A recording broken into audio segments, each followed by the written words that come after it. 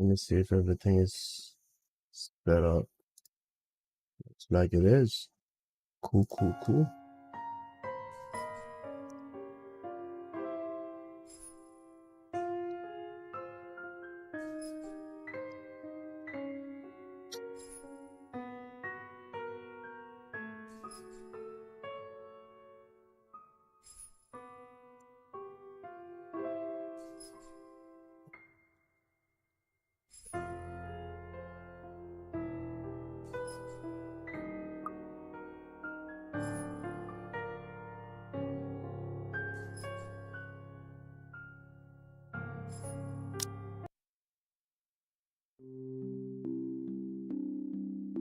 Oh, yes. And continues from the home.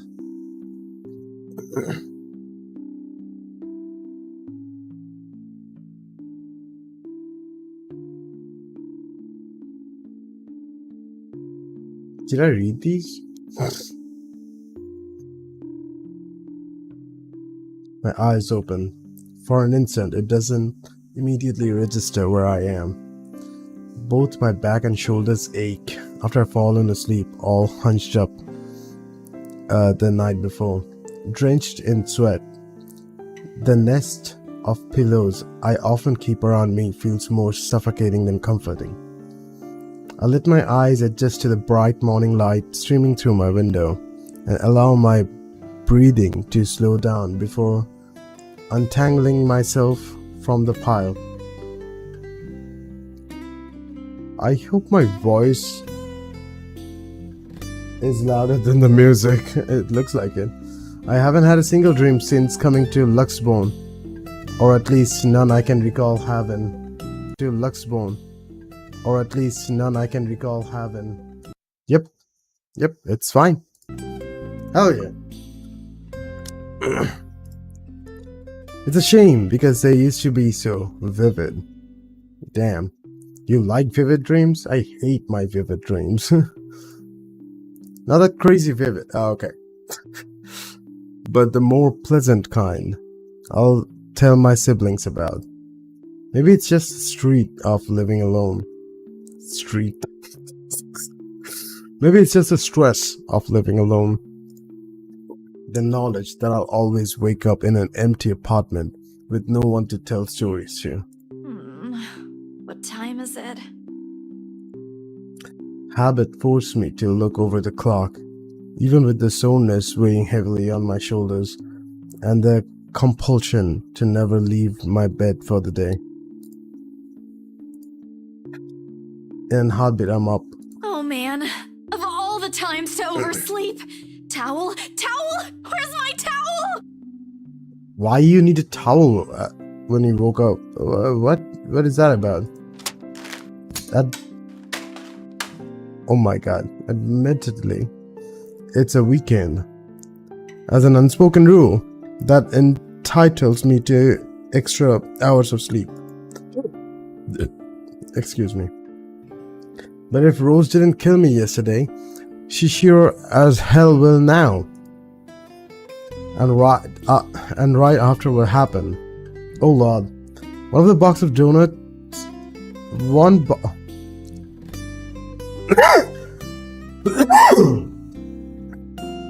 Oh lord. One box of donuts as peace offering won't be enough to the second time around. Oh, that's my phone. Grabbing my towel, I'm already a few short steps away from the bathroom when a muffled ringing breaks out from my bag. It's not muffled ringing, it's on silent. What you mean? There's a moment of indecision at first. My mind conflicted whether I should just ignore or answer it. You should answer it after what happened yesterday. But what if it's Rose? Or worse, our boss. Sheesh. In the end, the rational part of my brain wins out. The letter from yesterday peeks out when I pull the device out. Just the sight of it is enough to put me in a foul mood, and it takes every force of will for me to ignore it in favor of answering the call. Mama. Karate reads Mama. Huh? It's around 4:45 p.m. in Philippines right now. Oh, so I know she was Philippines, but her family is in Philippines. That's cool. Where is she though? Whoa, my brain effed up. That's an unusual time for them to call. 4:45 p.m. That's a good time to call. What you talking about? For you, it's morning though, so it's usually around noontime here, and I'm the one calling, not the other way around. Better for them to use that money on something else than an international call. Regardless, in the most cheerful tone I can gather. Hello? Hello? Grace? How are you? Mama! I'm doing okay. How are you guys over there? We're good, we're good. EJ won a storytelling contest at school the other week. My Brought home a ears are- medal. I thought you should know. It's too loud for me. There's a tired lilt in her voice as she speaks. It's been there since Papa had to leave his job. I wish there's something I can do for her. But from miles away like this, at least the least I'm able to is not make her worry. If only my older brother would actually lend her a hand, but Lord knows if that will ever happen. Odds are, Kuya, Jordan's already out. Jordan's already out drinking right now. Okay. Again, I can't count on my older sister either. How many siblings you got? Knowing she has a family of her own and, well,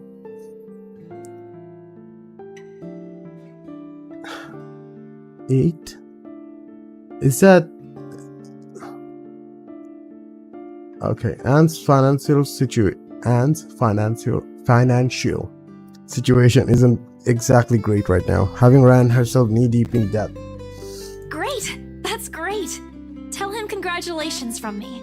And let him know I'm gonna send him a little something extra this Christmas. It's so hot. How about Nico? Karen? Michael? I hope they're okay? They're doing well. They wanted to talk to you, but they're all busy with school. Oh no, that's fine. I don't want to bother them. Just tell them to keep doing their best for me. I'll just call back when I know they're not busy. And Papa? How's Papa doing?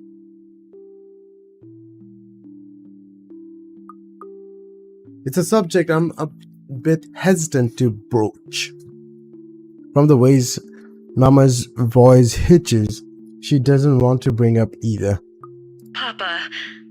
Grace, he's having a little difficulty right now. Weak appetite, he's having trouble swallowing, and lost a few pounds. But the doctor said we should keep encouraging him. It just means his body's accepting his new treatment well. The money you sent last time helped a lot to pay for it, by the way. Oh, Oh, I see. I won't deny that life has gotten tougher for our family. It used to be easy back when Papa was in good shape. But ever since he was diagnosed with sickness 5 years ago, he had been unable to provide for us. Oh. Now the burden, feeding 8 mouths and settling Papa's bill all rest to my shoulders. Although Mama makes it little, accepting sewing and laundry jobs in our neighborhood, it's scarcely enough. Scarcely enough, I think I read it right, to cover the cost of the day-to-day living, let alone the bloating hospital bills. We can't even accept help from our own government because the health insurance there barely covers anything. I'm sure he'll get better soon. Is he well enough to talk? Do you think I'll be able to speak to him, Ma? Hello, Dave. What's up? Silence. I started to think that the call got cut until... Listen, Grace. Oh no. Sounds like it's a bad news coming. Maybe it's better if we transfer Papa to a different hospital. Somewhere cheaper? What? Why? Did something happen? Is it the deposit issue again? Give me the hospital's number. I'll talk to them. No, it's nothing bad. The service here is good. Too good. Even the doctors. But I'm worried you're working yourself to the ground because of it. Mama, we've been through this before. I want the best for Papa. Oh, she nice. And don't worry about the bills or the medicine, or me for that matter. I can handle myself. Everything's going well here. In fact, we're about to close a large sale. Hopefully. Yeah. If not, then I'll find another way. She doesn't need to know that. Is this game giving us a reason to go back to the house? I feel like it. Sorry, Mama. You taught me not to lie. Yet look at what I'm doing. I'll have money to send over soon to cover the rest of Papa's treatment. And there's more than enough for Karen, Nico, Michael, and EJ's school tuition too. Thank you so much, dear. I appreciate it. We all do. But I just wish you'd come home to us soon. Ah. Why the music changed?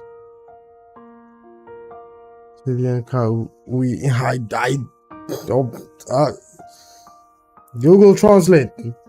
Come in clutch, please.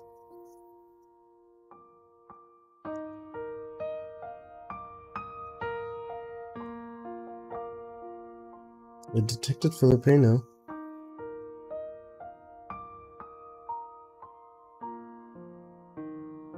When are you coming home? Oh, that's what it says. Yeah. Okay. When are you coming home? AJ the youngest. You should be the only person asking me that. How do you respond to a question you don't have a definite answer to? 5 years later, I still can't give them a straight one. A smile through Mama can't see it. A smile though Mama can see it. I fight to keep my lips from quivering, my voice from shaking. She's got enough on her plate as it is. No need to weigh her down with unnecessary concerns. Promise me you'll be there to welcome me when I do, okay? Of course. I'm sorry, Grace. I need to take this for a while.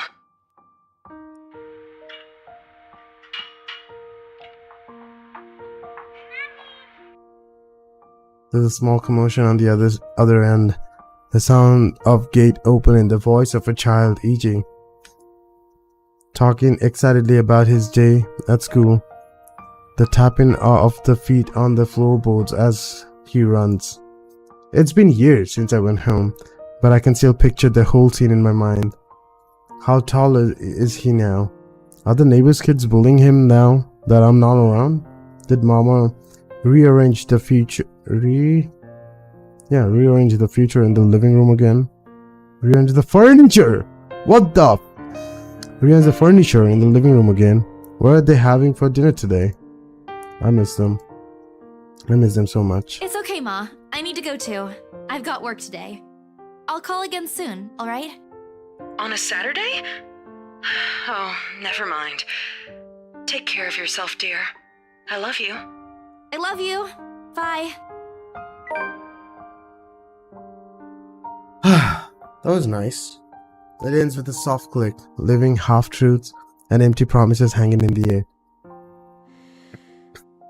Closing my eyes for a moment, I take a deep breath and shake away the thoughts beginning to swim inside my head. It's pointless to mull over these things right now. Okay, Isabella. Time to get that mansion sold. Hell yeah. Unfortunately, before I take a single step away from my phone, it rings again. No doubt Mama forgot to say something. Mama? Did you forget anything? Oh, what's this? It's Rose!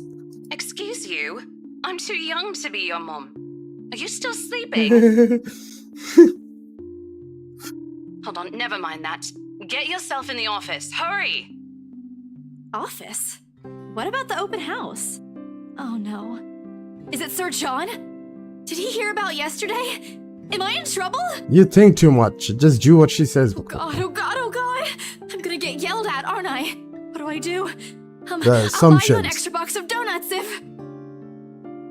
No, it's nothing like that. Will you calm down? Exactly. Get yourself here, alright? I'll tell you everything then. Please tell me you saw something. You saw something, and now you know what's there.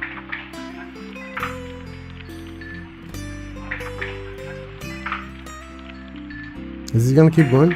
There is a telltale din of several feet shuffling around a wooden flooring and an indistinct yelling in the background before Rose cuts the connection.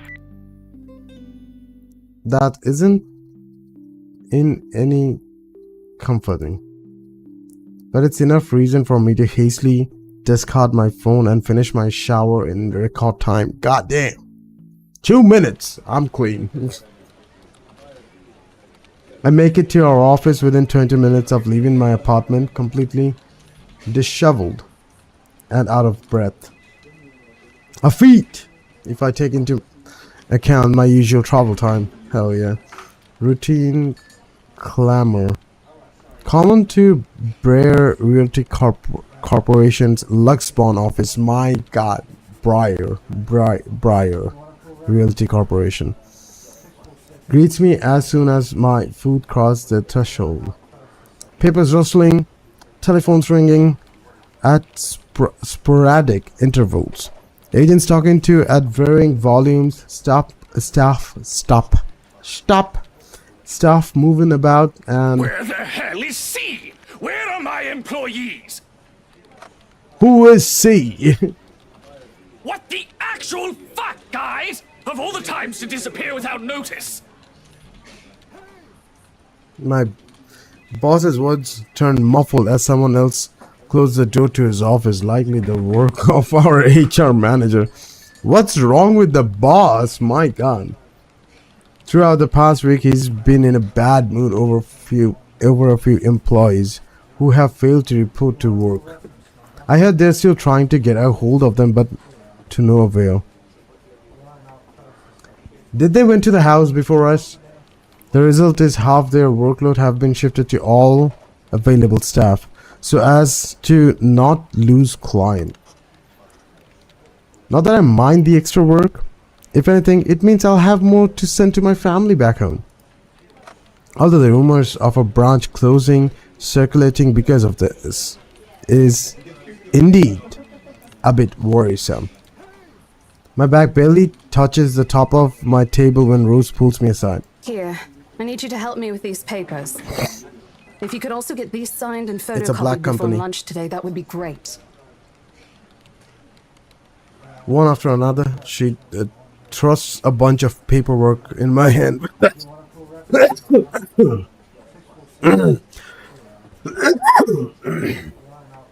She thrusts a bunch of paperwork in my hand without explanation.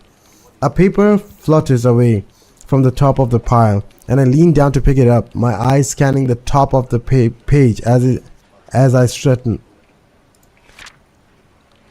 I thought it's gonna be the letter again. Glad it's not. A purchase and sale agreement. Rose simply gestures a thumb in the direction of our visitor lounge when I tilt my head in question. They're seated on the sofa, looking completely out of place in the humbly decorated room. It's the same couple from the day before. Oh my god. The rights. Something bubbles up in my throat. Their presence in the office can only mean one thing. They're buying it? We got a deal? Tell me it's a good deal. Tell me we are scamming them. I'm kidding. She swats at my hand, tugging her sleeve, although her eyes are alight with something akin of joy. I don't see it. Where is that akin of joy? Or whatever the word was. She wants to sell. She wants this sale to happen as much as I do, and now that it's here, the deal needs to be closed yet. Documents need to be signed still, but the elation is there. What is an elation? Along with a foreboding feeling I can't quite pinpoint. I had to do a little damage control, but they're already interested in acquiring the property, even before they attended the open house. What do you mean by damage control? What did they say? What did they ask? Did you lie? I mean, isn't it obvious? They already hired an interior designer. I've never seen a buyer as aggressive as Madame Wright. She didn't even try to negotiate a lower rate. One at a time, Rose. I can't process everything you're saying at once. What do you mean? They're paying 15% higher than the listing price, as long as we get the paperwork done as soon as possible. I think if we allow it, they'll be paying up front, too. Even with that urban legend? Maybe that's why they want it? Have you ever thought about it? Have you ever thought about it? I would buy a haunted house. A mansion? Not to live, to make it an Airbnb. Rose nods. Oh, I was so sure we lost the sale after yesterday. I am having so much dry skin out of nowhere. What the fuck? Don't look so surprised. We still have to conduct some last few checks before we completely hand it over to them. Please. I'll happily do the paperwork duty, Rose. Don't tell me I have to go to the house. Please. We're done with it. I'll even go to the land registry myself and make sure the property changes hands with every single legal blessing. Do they have better things to spend money on? I'd haggle it down to the lowest possible price if I were their place, especially with the stories attached to it. Not that my opinion matters one bit here. We're just their agents who are going to receive the hefty commission. After all, nothing more. Excuse me. Rose gives me a pat on the shoulder, signaling that she's heading back to them, and an unspoken instruction for me to follow after I'm done. It doesn't take me long to finish what work she left me. In fact, having our boss sign the agreement is the easiest, since it has put him in a better mood, to the entire office's relief. Ma'am Hannah calls me over the moment she notices my presence at the lounge door. Oh, well, they are in my cubicle now. Her lips are twisted in a frown. She doesn't seem particularly happy to see me, and I'm not surprised. Who wouldn't be? I almost created a scene. Mr. Wright, however. Why, if it isn't the little Lily? Oh my god, I'm you're feeling well now. I'm gonna kick your dick. Oh my god. It's Isabella, sir, not Lily. I appreciate your concern. I'm feeling better now. I really don't understand why they can't get my name right. It's a really common name. It shouldn't be too hard to remember. Is there some Lily in the past that you know about that I look like? Like, you can't get the name right that many times. Name wrong that many times, right? What's going on? What is the secret? Huh? Was there a Lily that died in that mansion or some shit? Why this is not high enough?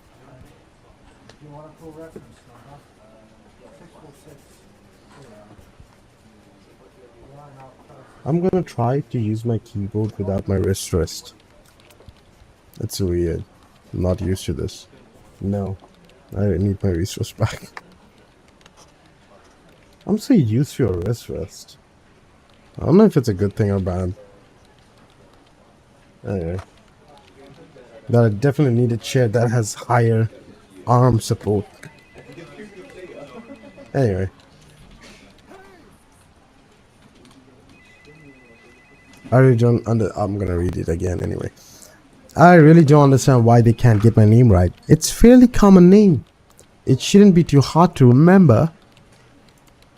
Regardless, I hand him their copy of the agreement. I believe I can take that. Thank you very much. With how elegantly she plucked the paper off my hand, it's easy to think that there isn't any trace of irritation in her. But is there? Radiating in her stiff stance, in the way she's standing at a fair distance from her husband and how the two look to be ignoring each other. Oh my god, they're having the couples quarrel or some shit. Seeing the scene, it soon became clear to me that I'm not the one who has put her in a bad mood. Did they fight? Most probably. I've seen it happen dozens of times with my previous clients. It's a shame, especially with their new mansion. I hope that will make them happy. I never did like it when my own mom and papa fight. I hope they will make up soon. Apparently satisfied with what she's seen, Madam Hannah claps her hand together before extending it to us for a shake. Oh no. Rose and I release the breath we are holding. Both of us more than happy to return the gesture. That settles it then? Yes. Are you really sure about this property, ma'am? Why are you questioning? Why is she? Oh my god. Bro, this is... You need money, right? To send to your family. Why are you questioning? Oh my god. This makes me mad. We could easily find you a bigger one among our current listings. Something with a modern touch? She should get mad. I should get fired for this. What the hell? Something not haunted, perhaps? Rose shoots me a warning glance that clearly says, don't make a scene, we're almost there. Really? Who hired me? What the? Of course, why wouldn't I be? The house is absolutely perfect, isn't it, darling? A helipad would still be a nice addition. My god, he needs a helipad in the mansion. Yes, do it. I hope there is enough surface area around. Make it like a... I'm not gonna say that. Too many words that not making a sentence right now. Yes, well, we'll get there eventually, love. Yes, love. We'll get that eventually. As I was saying, if your partner had the documents yesterday, we would have bought it right there immediately. Shame she didn't have it. Well, there's still a few necessary documents we need you to sign after, but we'll let you know once we have those finalized. We'll be handling the process for the rest, so don't worry about it, ma'am. Within a week, I hope. We still have a housewarming party to plan, after all. You know how much thought should be put into those things. There are servants for that, darling. Love, servants or not, you're going to make people listen to your input nonetheless. No more than a week, ma'am. Barring unexpected delay, of course. You can leave it to us. Excellent. Well then, I'll leave you two to it. It's been a pleasure doing business with you. Oh, and before we forget... She discreetly folds something into our hands and winks a finger raised to her lips, demanding our silence. What happened the day before was quite unfortunate, but you did get us what we wanted in the end. Oh shit, I got a tip. That, at the very least, is commendable. Hell yeah, thanks man. But this is... Ma'am, I can't accept this. Is it like too much? Don't you worry, darling. It's a small thing coming from us. Consider this your bonus for a job well done. It looked like few $10 notes, I don't know. She smiled sweetly, like this is simply the most normal thing to do in the Oh, world. before I forget, my lovely interior designer would appreciate it if you hand her a copy of the floor plan as soon as possible. She's dying to work on the house. No, you are dying to work on the house. You can do that, yes? Here's her contact. Certainly, ma'am. We'll have it processed as soon as possible. I knew I could count on you, lovelies. I hope to see you two soon so we can get this closed. Just like that, transaction over and done with. My mind's still reeling even after they've left. Other agents would kill to have clients like them. I can't be related to anyone that owned the house, right? I'm a Filipino. From Philippines, of course. Sounds like I just came here to work.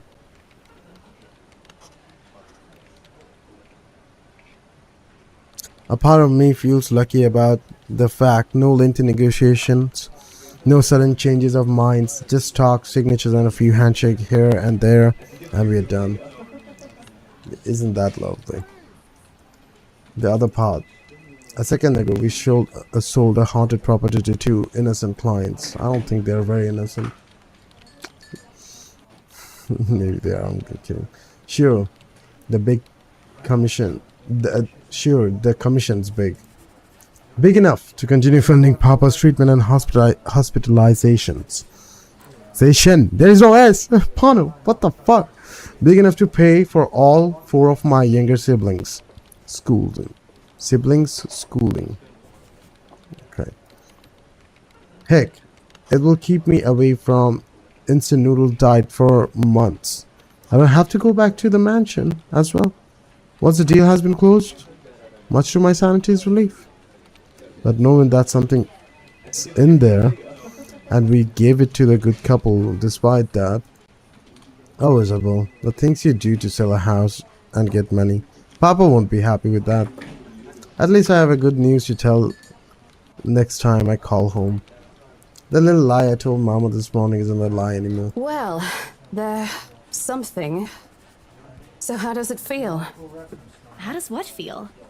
Your first big multi-million-pound sale, silly. I know you've been with us for years, but this has got to be memorable for you. So this has to be UK, right? Multi-million pound sale. I didn't see the notes properly. It would have, like, was it like, you know, the currency logo? Shit.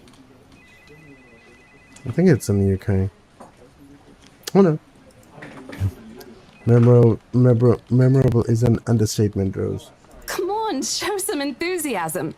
They gave us a bonus too, aside from the commission and the other bonus boss promised.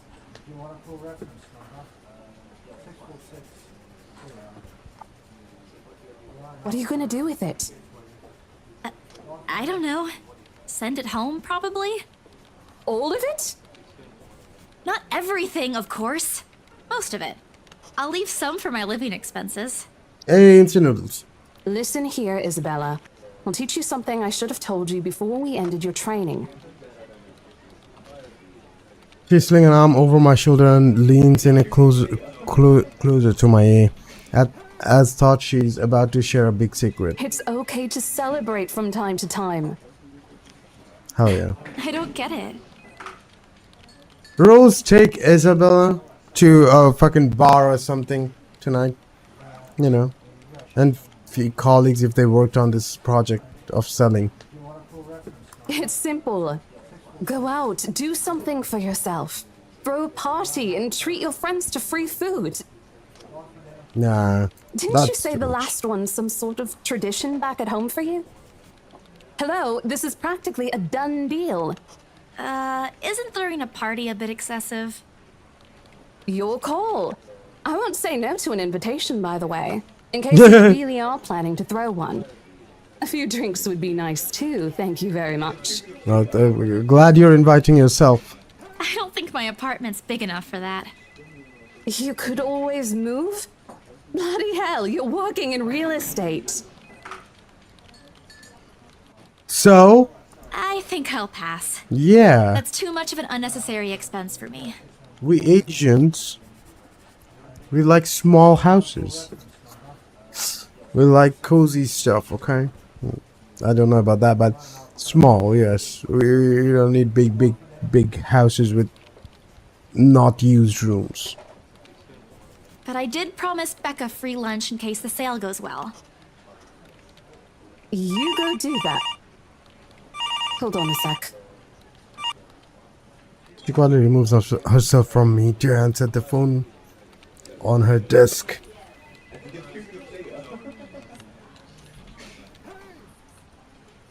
Okay. My tone shifts from playful to professional in the span of a few seconds. Well, hello there. You're calling the Briar real estate what? Corporation or something? I forgot. Today? Not a problem, ma'am. I could bring you a copy of the contract if... Must be another client. Nothing surprising there. She is one of the BRC's top agents, no matter how modest she appears. A saleswoman through and through. I, on the other hand, have a very little knack for it. Of course, I learned eventually. I had to. But someone else will, without a doubt, do a better job. Once there is a drunken stoppo. Don't know what that is. Rose told me a story of what could have been. Years ago, wide-eyed, young and brimming with yet to be fulfilled dreams and ambitions, she was a term or two away from a nursing degree. Out of courtesy, I never pressed on the matter further. But perhaps it's where the sense of fondness started.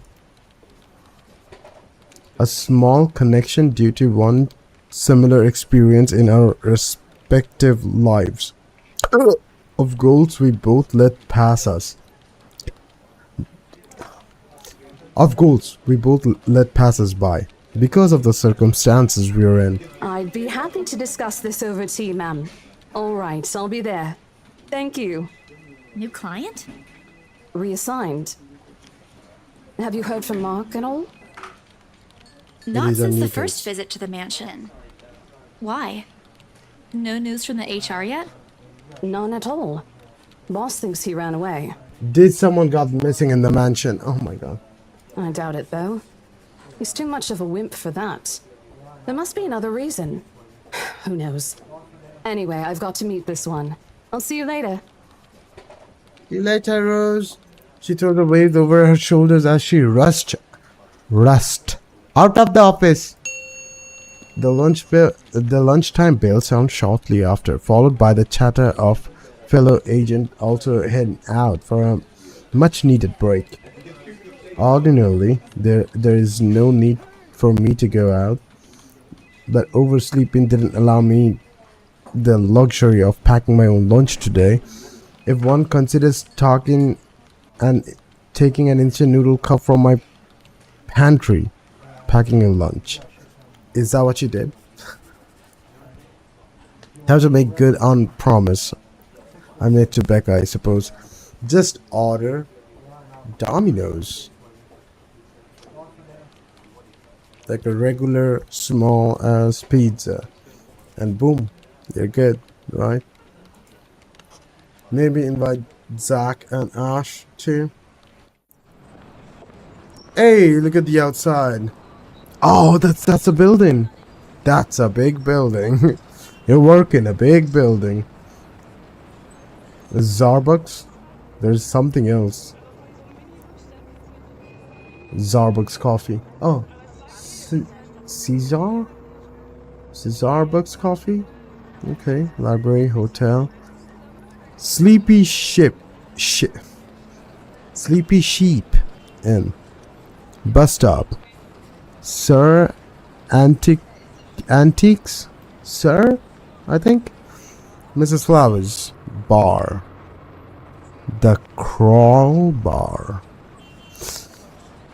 I need some alcohol. There's a hospital. That looks like a house. I don't know.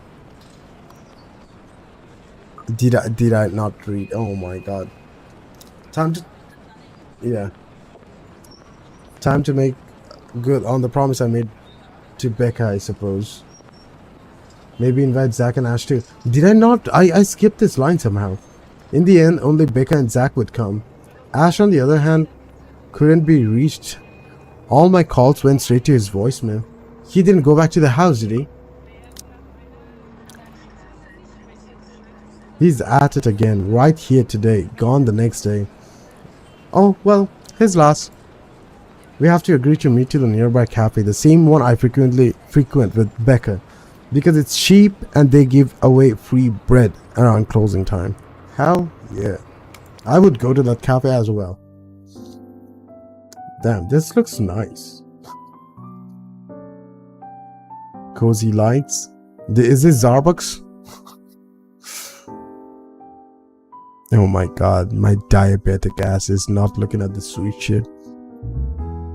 Quaint, a little old-fashioned, though looks a wee bit out of place amidst the city's tall buildings. But we love it all the same. We do. This is cool. Much like its facade, the interior carries an antique charm to it. Vintage art piece and a row of shelves boasting an extensive collection of books cover the walls. Yeah, that's I noticed. Like, can you just sit here and read something from here? That would be cool. Like a cafe, but with manga. I just stopped thinking.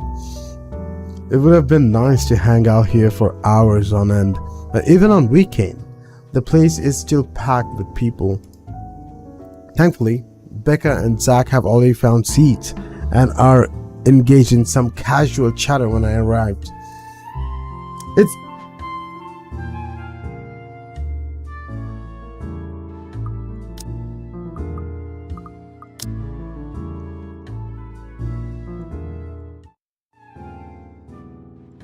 It's a little bit too loud for me. I'll turn down the voices as well a little bit.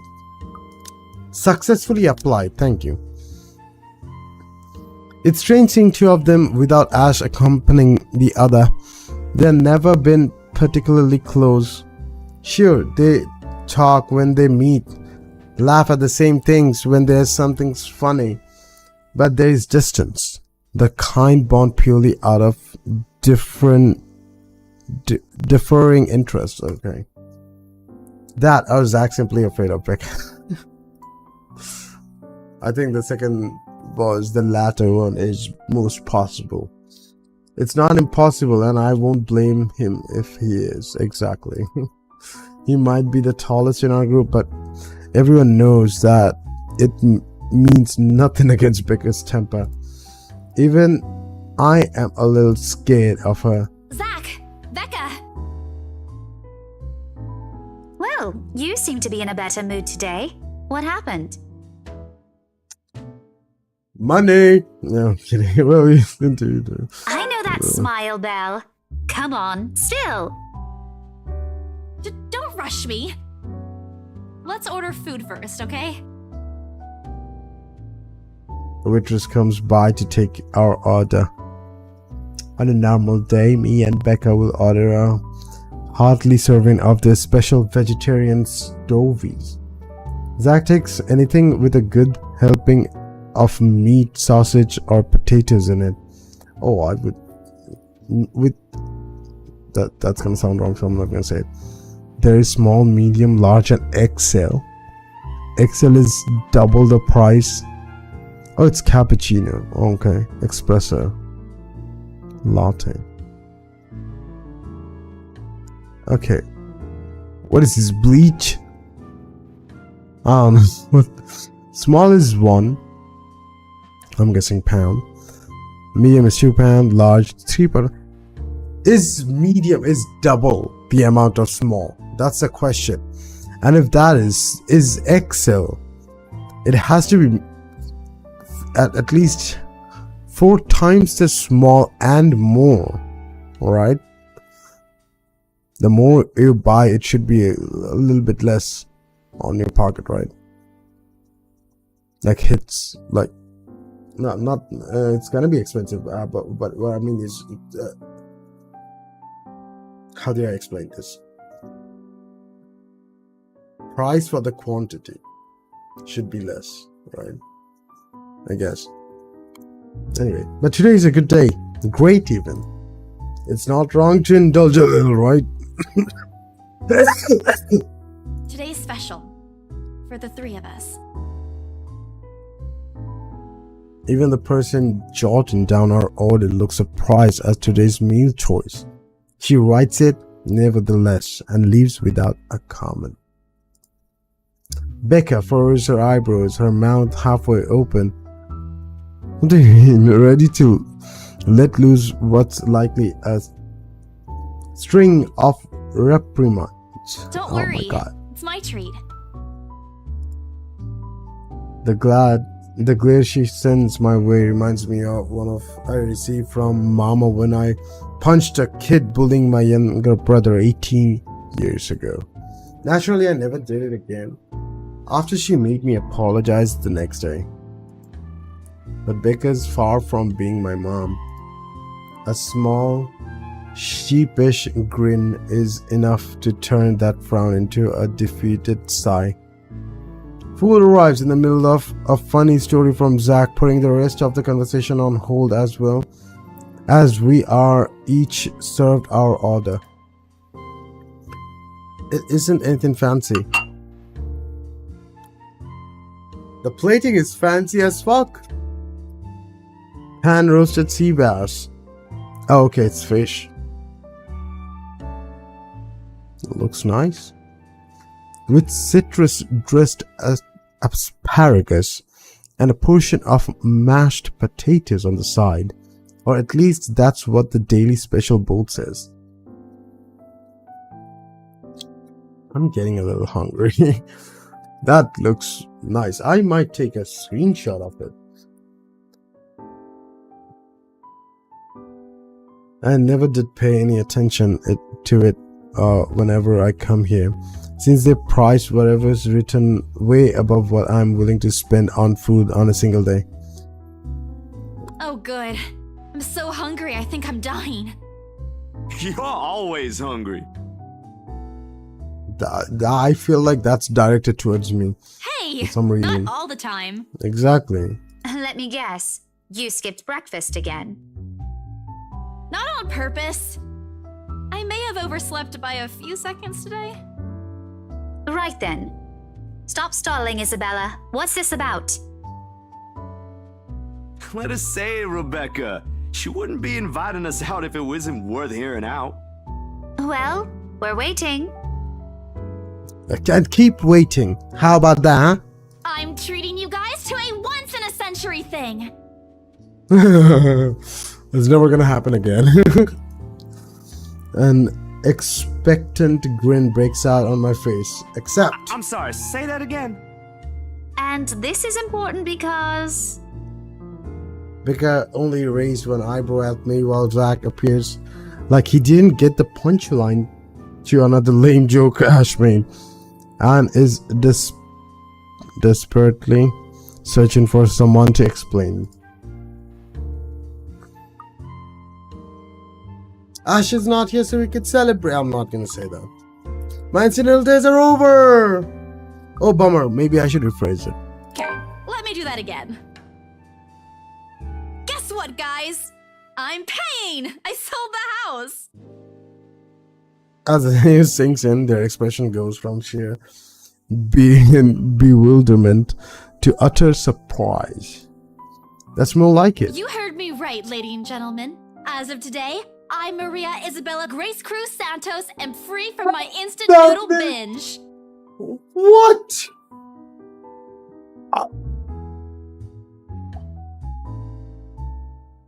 Is it normal to have that long of a name in Philippines? God damn. I mean, I know they're Asians as well, right? That's not very Asian name sounding to me.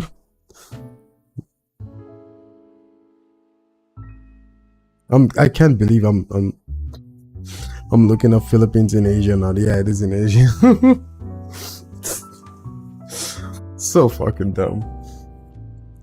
I mean, I know, okay, I said they're Asians, come on. Maria Isabella Grace Cruz Santos. What the fuck? I know someone British whose name is long like this.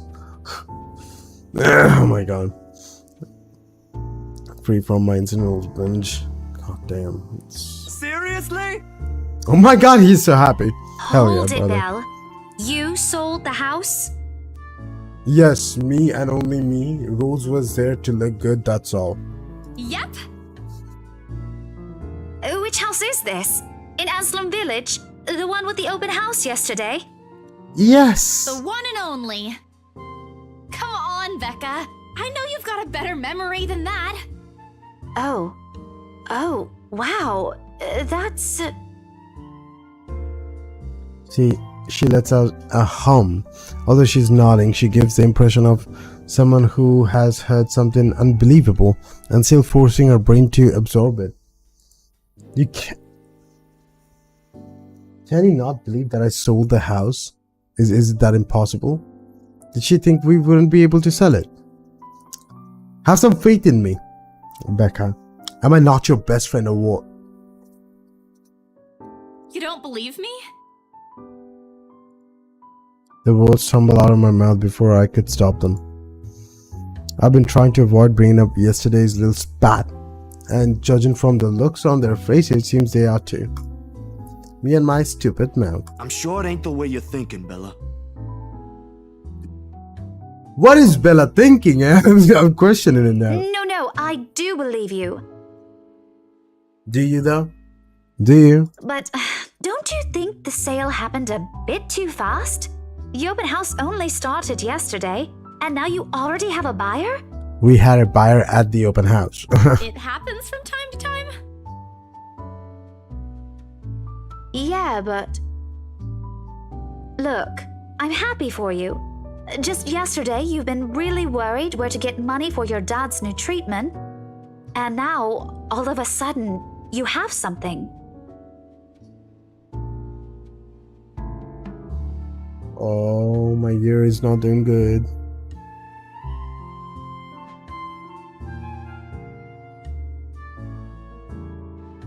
Also, believe me or not, these are very nice, but they hurt my ears sometimes. My left ear is fine, my right ear is hurting.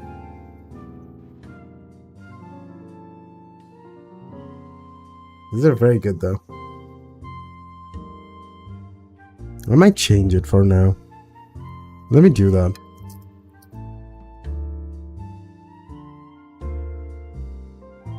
These are lighter ones.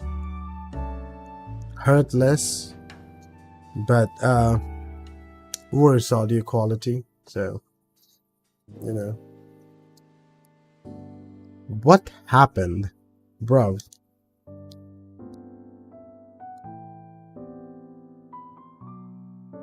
Flip flop.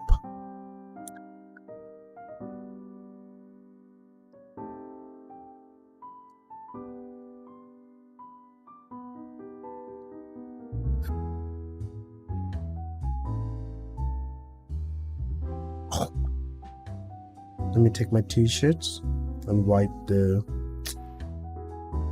earbud thing. Just something I do, I guess. Hello, light ones.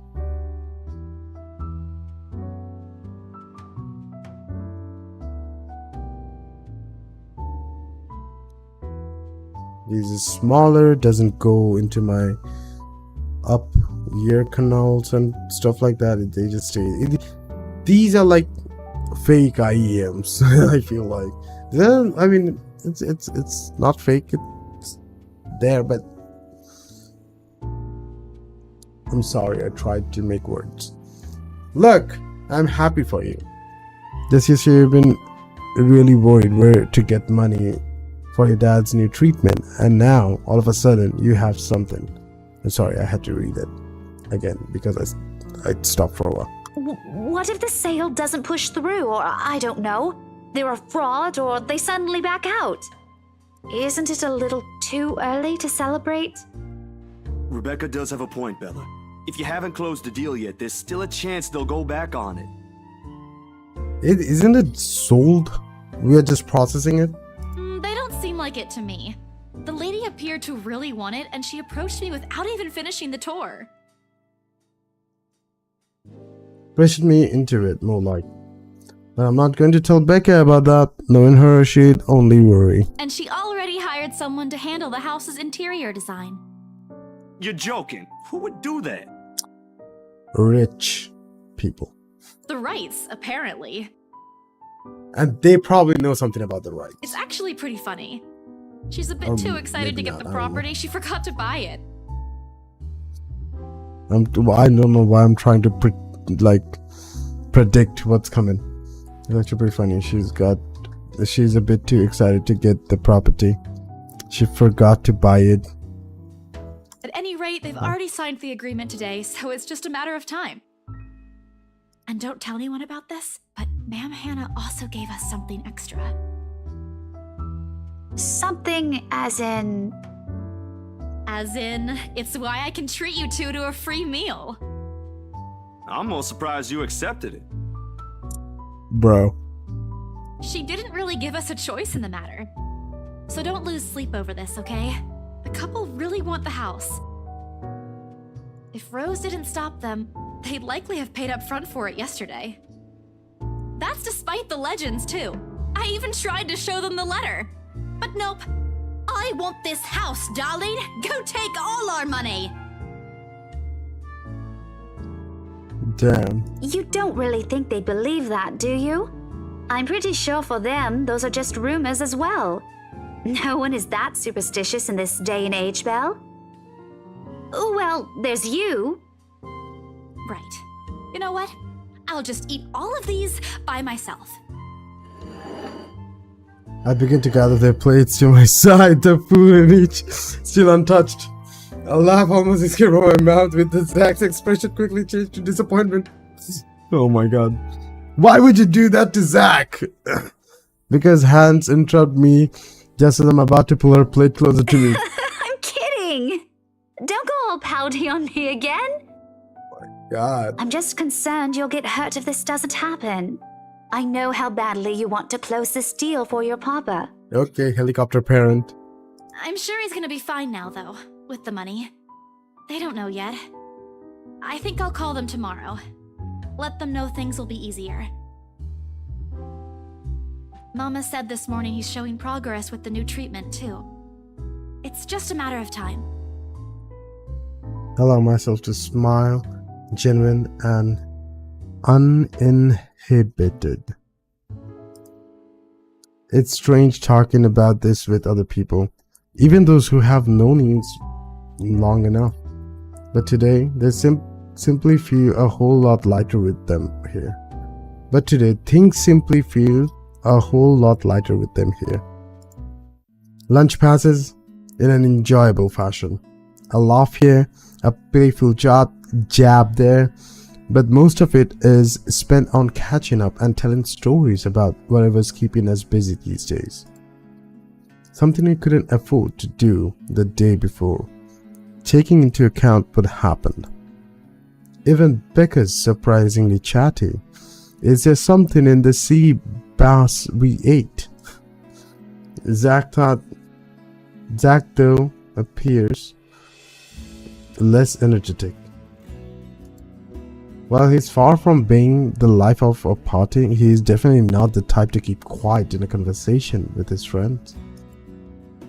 Apart from a few inputs, he's being silent the entire time. If Becca notices... Are you sure you're not feeling under the weather, Zachary? Oh, she noticed. Huh? No, I'm okay. He's missing Ash. Come on. No worries, Rebecca. Rebecca. Doesn't sound okay to me. It's okay. I might be feeling a little bummed out today, but I'm sure this will pass. What's wrong, Zach? Is Come it on, about the talk to reviews us. this morning? Oh shit. The movie reviews. No. A pain expression calls Zach's face. Almost immediately Becca retreats in her inquiry as though the man's look is enough for an answer for her. I look between the two of them. I did miss something. What happened this morning? Did I stumble on a big secret? This is why I don't like waking up late. You heard about those, huh? Shit. Sorry, I just happened to check on some sites this morning. Nah, it's a very sensitive topic in the first place. I should have expected it. What reviews? Becca glances at Zach, her emotions unsure, eyes asking for his consent on the matter. Although there's a small desire to keep asking on my part, I don't dare voice it out. With Zach, it has always been better to wait, let him speak on his own. Becca too, to some extent, although with her, explosions of temper are more common. In the end, he simply answers with a shift of his shoulders, gesturing for her to go on with a tilt of his head. It's his movie. That doesn't explain anything. Stop dangling the information, Becca. You all need better friends? Because this group is like, everyone is like minus 200 IQ. What is going on? Zachary, I'm not the one supposed to be telling her about this. It's still your documentary. Is it something bad? Not bad per se. You guys don't need to dwell on it much. Bad? Listen here. I wouldn't trivialize what those bowheads wrote if I were you. They're ruining other people's jobs.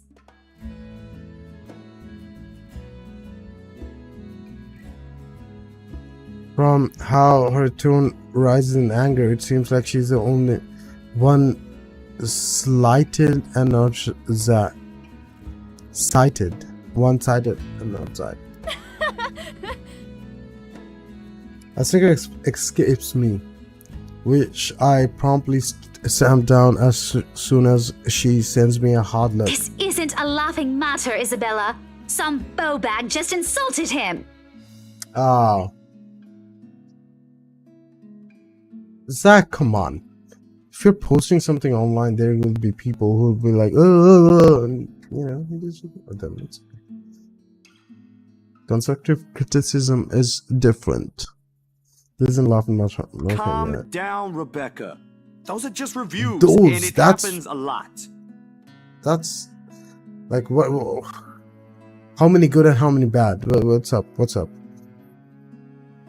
I do not ken about you two, but calling the entire film an out-and-out drivel, you're better off watching an educational kids' TV show, and worst 1.5 hour of my life, among other things, isn't exactly a critique any decent movie reviewer would say. Oh my god, she's so loud. If you could call that a critique, did we even watch the same film? Oh, she actually watched the film. Yes, I'm being Indian. Film. She did watch the film. Well, maybe I ain't cut out for it. Better stick with my photography or something. Bro, don't give up on it like that. What the fuck? If nothing else, this helped me open my eyes to what I can and can't do. See, this is a bad thing. You're giving up. It wasn't a question. It was just something experimental I did on my free time anyway. It's no big deal. But you worked on it for months. It's a movie, of course you did. Doesn't look like it matters for those people. Don't say that!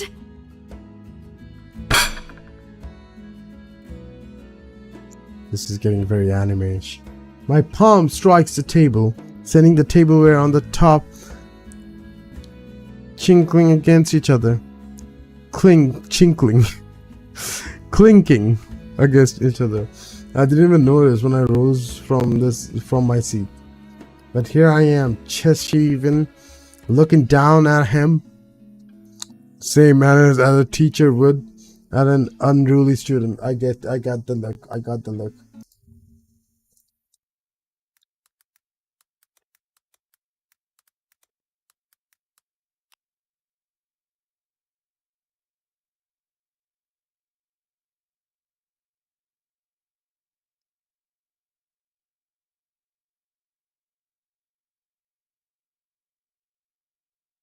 Yep, this look.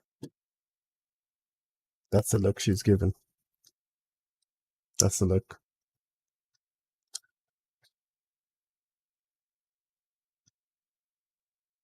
Okay, back to the game.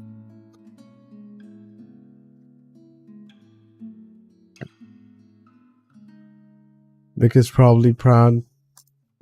I didn't mean to yell, but there are some things people like Zach aren't supposed to say. How exasperating. He of all people should know. It's just a review. Except they're pretty well-known critics. Oh shit. I see the thing now. Why does that matter? They aren't the ones calling the shots on this. Isn't that why they have a committee? Right, Becca?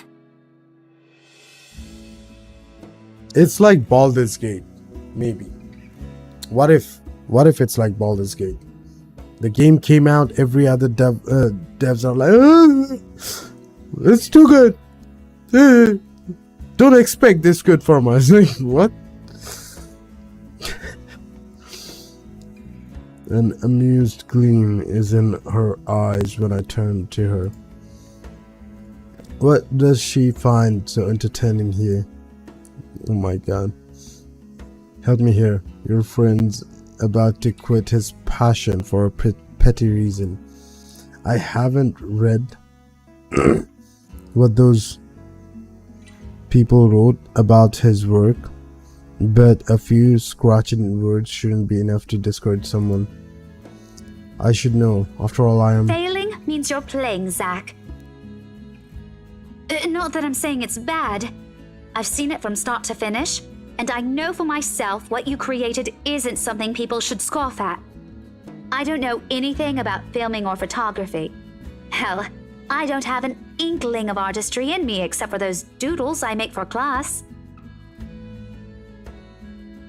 It's okay. Doodles are also artistic.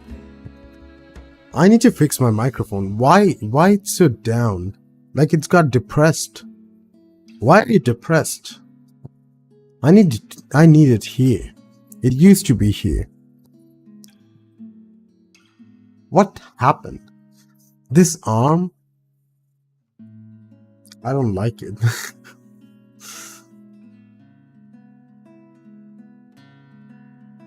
Wait, what the hell? I've been using your arm. Why it's drooping with time? I need the Allen key to fix it. I feel like I'm doing everything other than playing this game. Okay, back to it. I don't know everything about film or photography. She said it, but so. Hell, I don't even have an inkling of artistry in me. Except of those doodle I make for class. But I know what I watched. Excuse me. Look at Isabella. It's not every day you see her all riled up like this. Wow, you made me an example. Thank you. Whenever I am about to say, get lost in my tongue as a flush of embarrassment blooms across my face. Whatever I am about to say gets lost in my tongue as a flush of embarrassment blooms across my face. It was a heat of the moment thing. And anyway, I'll be very angry with you if you quit. What about the exhibit? What exhibit? Classified information. Even if I bring you your favorite tonight? Nope, not a chance. Hell yeah. Oh, come on! I thought we aren't supposed to have secrets.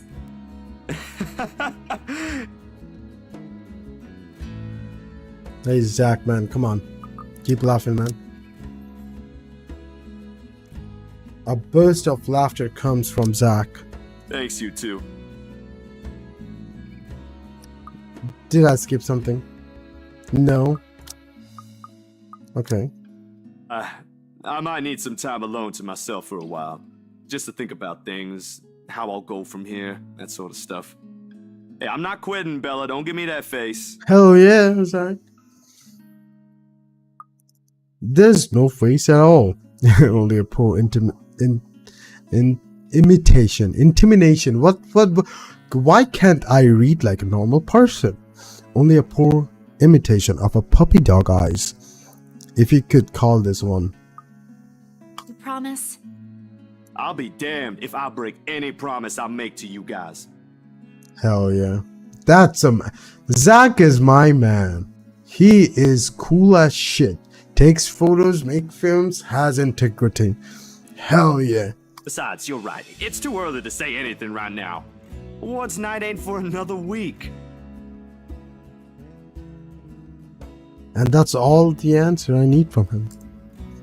As sentimental as it sounds, there's fulfillment in knowing another person you know won't take the same path you have walked. It's not like it's over for me though. I still have time. I could still come back. What you wanna do? Do my own thing. Do what I really want to do. Surely once Papa recovers, once I'm done with everything. Inside my bag, my phone buzzes unexpectedly, breaking the pleasant afternoon lull. The screen shows Rose. Oh no! No! I knew even if I decline, it's gonna accept it. Hey, Isabel. You at the office? I ain't at the office, Rose. You told me to party, I'm partying. How about that? And if I don't click anything, is this gonna like I can make the call price up? No. Here's a one at the office. Ha! Very funny, Rose. I'm hanging up. Oh, I didn't invite Rose. What, Isabella? Wow. Don't, I'm kidding. Are you kidding? BRC says the floor plan copies are ready for Miss McCullough to pick up. He states that as if it already explains everything. Then out of the blue, she launches a long rant about the awful state of Luxbourne streets. All of which she says in a single breath that I can barely keep up and make out a single word. I stay quiet, if only to avoid becoming the next object of her frustration. She's similar to Becca in that regard. I'm stuck in horrendous traffic right now. Bloody stupid drivers. So you called me and ruining my party. No, she's not ruining it, but come on. When she has finally ran out of things to complain about and stops, what she says next, she has none of what I'm hoping to hear from her. Just a quick mumbled plea for me to meet the right interior designer in her stead. And anyway, I'll leave it to you. Bye. Thanks. And she's gonna hang up. Yep. Classic Rose. She ends the call without even asking for my input. She's like orders. Please tell me I don't have to meet the rights at that mansion. It's already sunset time. The sky is cloudless. Wow, birds. And the noontime sun is beating down on the hard concrete when we leave the cafe. This looks like sunset. It's like yellowish. I don't know what you're talking about. It's far from unbearable, but it's enough to put most people in a fickle mood or make them vulnerable to catching something. No wonder we have staff members going AWOL lately. Not to mention my boss's miraculous moods. I can't believe I'm saying this, but I want our usual cloudy weather back. Hell yeah! Hell yeah, I can't believe. I like people like this. We are in UK. Love the cloudy weather. For all the gripes about the unpredictable weather, though the streets of Luxbourne remain constantly busy. And the hurried tapping of shoes against the pavement and inane chatter, I don't know what that means, chatter, coming from the lunchtime crowd fills the humid afternoon air. A small reminder of the things we still have to do, regardless of how much I want to return to the comfort of my bed. Back to Briar Realty, yeah. I am reading it correct. I am doubting myself again. Back to priority for me. Zach to a meeting with the magazine publisher featuring luxury houses, and Becca to her lesson plans and books at home. But more than once, I catch her sneaking a longing glance over something displayed on a shop window. Did she want to buy something? Maybe I can get it for her this Christmas? I turn my head at the last stop she checked out. A fleeting glimpse. The world stills.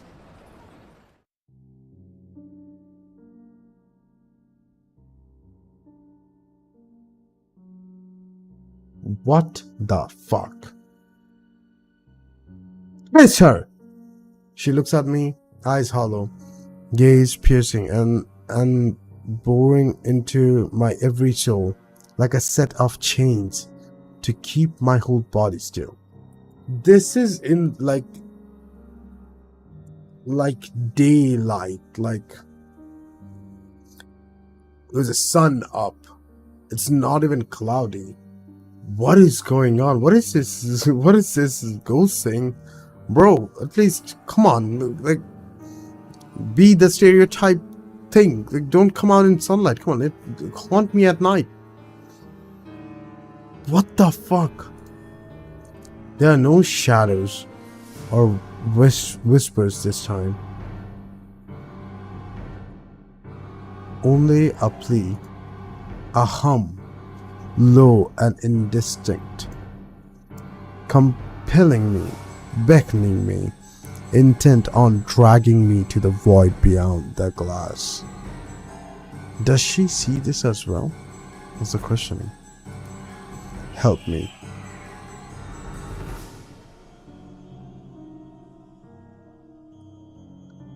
I don't dare move. My heart hammers against my ribs.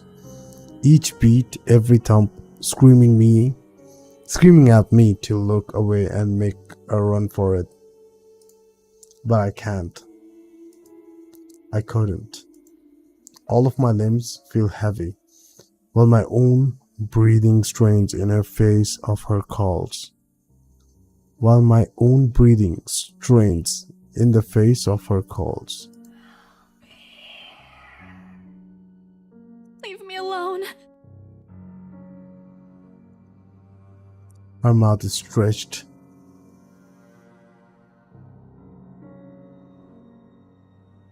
Sorry, that made me smile as well. Her mouth is stretched in a grin, wide and unpleasant. The panic building up in my chest forces me to take a tentative step back. Tentative, okay. I try not to stare at the decaying flesh, the blood streaming from the gaping wounds on her arms or her nailless fingers. I can't even see them. It's sad. I don't want this. Not like this. No, after I got what I want for Papa. No, stop. Leave me alone.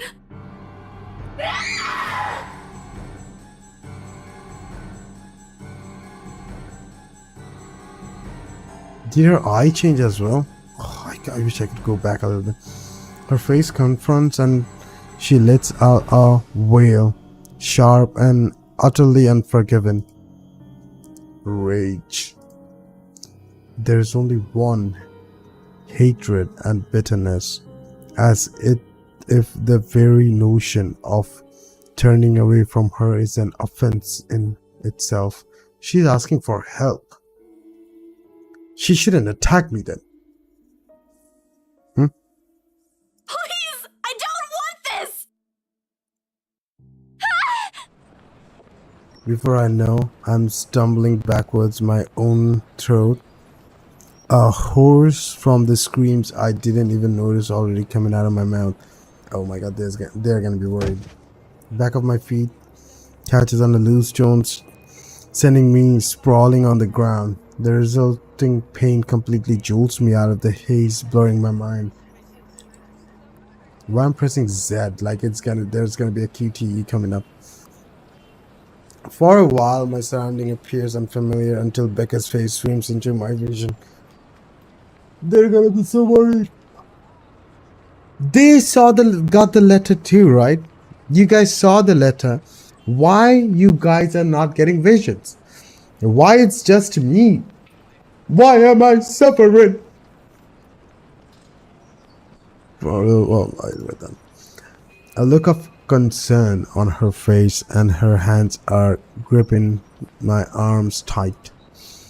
Even Zach appears beside himself with worry while he stands behind her, acting as a shield against the small crowd of onlookers already forming around us.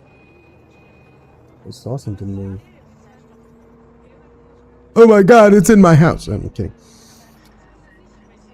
But goddamn, this is making me mad. What happened? Bella, you okay? My mouth opens and closes, but nothing comes out. The words refuse to form. On impulse, I sneak a swift glance at the display window. She's gone. Yet the foreboding feeling hasn't left me. My hands are shaking as I push myself off the ground, my weakened limbs relying solely on reflex and muscle memory. Something icy has made its home at the pit of my stomach. I want to throw up anything to get the wrench sensation out. You are screaming. Zach, call someone. No, don't. I'm good. I'm good. Wow, we good. We cool. We Gucci. I need to get to the office. Rose, the floor plans. Someone's going to pick it up. I'll see you later. Careful. Don't stand up yet. Stay put, Isabella. Zach, you watch over her for me. I'll call for someone. Just give me a cold bottle of water and it would be good. I'll be good. I attempt a smile to put her at ease, but it likely comes off as a grimace. Gently, I push her hand off my shoulder. My knees are still trembling, but I can't stand. Leave. Leave me. Stay away. Away. The humidity stifling. Everyone's here at unnerving. Dulcie is like, yes, Pono can read. let me make him play this game.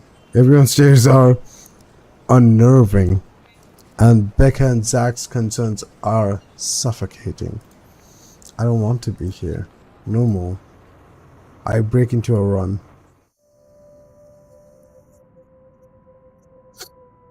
Look at that cup noodles, bro. Why you're using disposable chopsticks? Use reusable ones. Come on now. What the What is this? I wish I hadn't left my bed this morning. It's gonna happen. Come on. We both know. Come on, Isabel.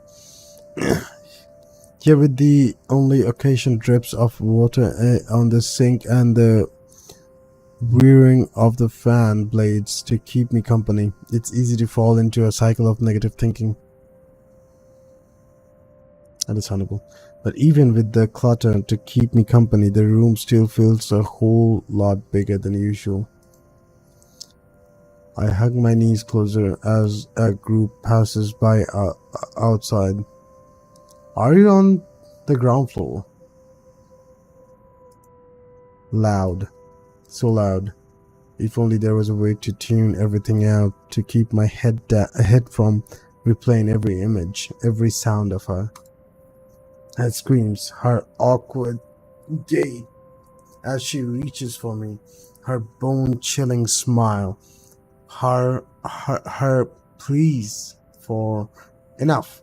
That's enough. A shiver passes over me, though it's not from the hair still hanging damp against my back, nor the draught that enters the room from the window I've left wide open. My gaze shifts over the letter sitting on the coffee table. Its edges flutter innocuously as the wind touches it. I don't know what that means. Funny how an ordinary looking piece of paper can bring this much trouble. The impulse to throw it away or rip it to pieces is still there. Burn it. You should have burned it like long time ago. I can easily do it, but after that, what? Will she leave me? What about those people who have already seen it? Will they be okay? This is uncertainly gnaws at me. Knowing that she's real and might also go after the people I care about, I just wish someone would listen. Believe me. The abrupt break in the silence nearly makes me jump out of my skin. Is it Ash? If it's Ash and he found something, that would be really cool. Blindly, I fish out my phone from under the mess of papers and cushions where I carelessly thrown it before taking a shower hours ago. Yes. Ash's name flashes brightly on the screen. Please, Ash, tell me you found something. Come on. It's time. Is he calling because of this afternoon? Thank you so much for spamming my inbox, scaredy cat. Okay. Hey, Ash. What's wrong? I just had a long day. The couple who bought the house wanted us to finish processing the papers within the week. It's a little hectic, but we'll manage. Really? You sold it? Don't sound so surprised. I told you, you don't stand a chance. The rights won't take no for an answer. You've been on the losing end from the very start. Ha! Whoever said I was interested in the house in the first place? But you said...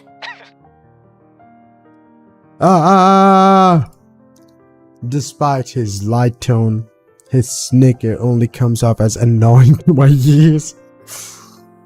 I have to fight the urge to end the call right there. Then and there, not there and then. Let me just click. Stupid Ash. You're such an ass. And just so you know, I'm not treating you to a separate celebration. Or ever. No, that's just unfair. And here I was looking something up for you. Didn't you say you wanted to talk to Andrew? I pause. I did say, but I didn't think he'll actually go through the trouble considering how much he scoffed at the whole topic in the first place. Is he okay with that? Totally. Besides, I need to ask him about something. I might as well do it soon. What do you say you come with me tomorrow morning? Hell yeah. A break from this bullshit. Well, there's no harm in it, I suppose. I've got a free day anyway. Yeah, tomorrow's Sunday. You better have a free day. Great, I'll just pick you up. Don't oversleep. Don't compare me to you. I'm not the one who sleeps like a rock. Another round of chuckles from him. Oh, I will live for the day he'll stop making fun of me. Just wait. You asshole. As I'm about to end the call, he clears his throat. And, Isabella? Tell me you saw something. His suddenly different tone sends me, eyebrows shooting up into my hairline. Damn. Is the world ending today? Yeah? Did you forget something? Do you think we... This might be a whole different thing now. Never mind. Good night. You're trying to date me, bitch? Hangs up instantly. Rude. Completely rude. I didn't even get to thank him. The busy tone, though muffled, echoes through the receiver. No one is saying this will work. Even I'm doubtful it will. But right now, I'll take anything. Anything to get out of this nightmare.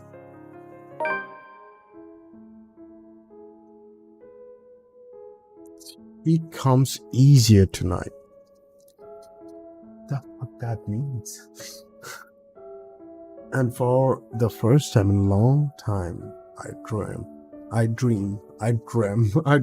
yes, I dream of clear skies, of unrestrained laughter from children playing in the streets, and of small cramped dwellings. To an outsider, the sight does not paint a pretty picture. However, this is home to me. Next day, Sunday. Morning dawns bright and clear the following day. Although the air still feels muggy and I miss the chilly autumn weather, it's one of those rare weekends when I'm up even before my alarm rings. If it wasn't for Ash's call last night, I'd probably sleep in. Oh, look at that. That's cool. I like places like this. These are so close though. Like if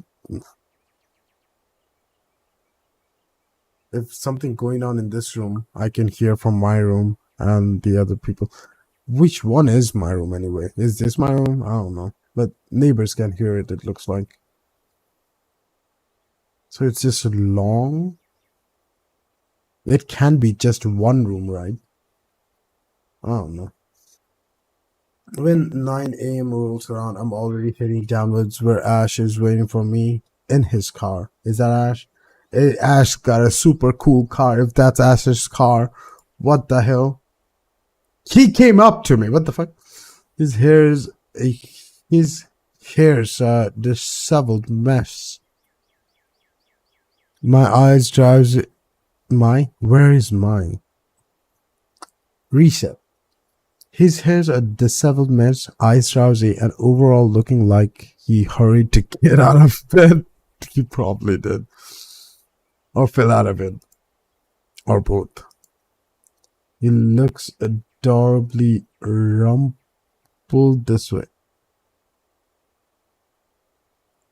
But I'm not going to tell him that. I'd only bloat his unbearable ego. Good morning, Ash.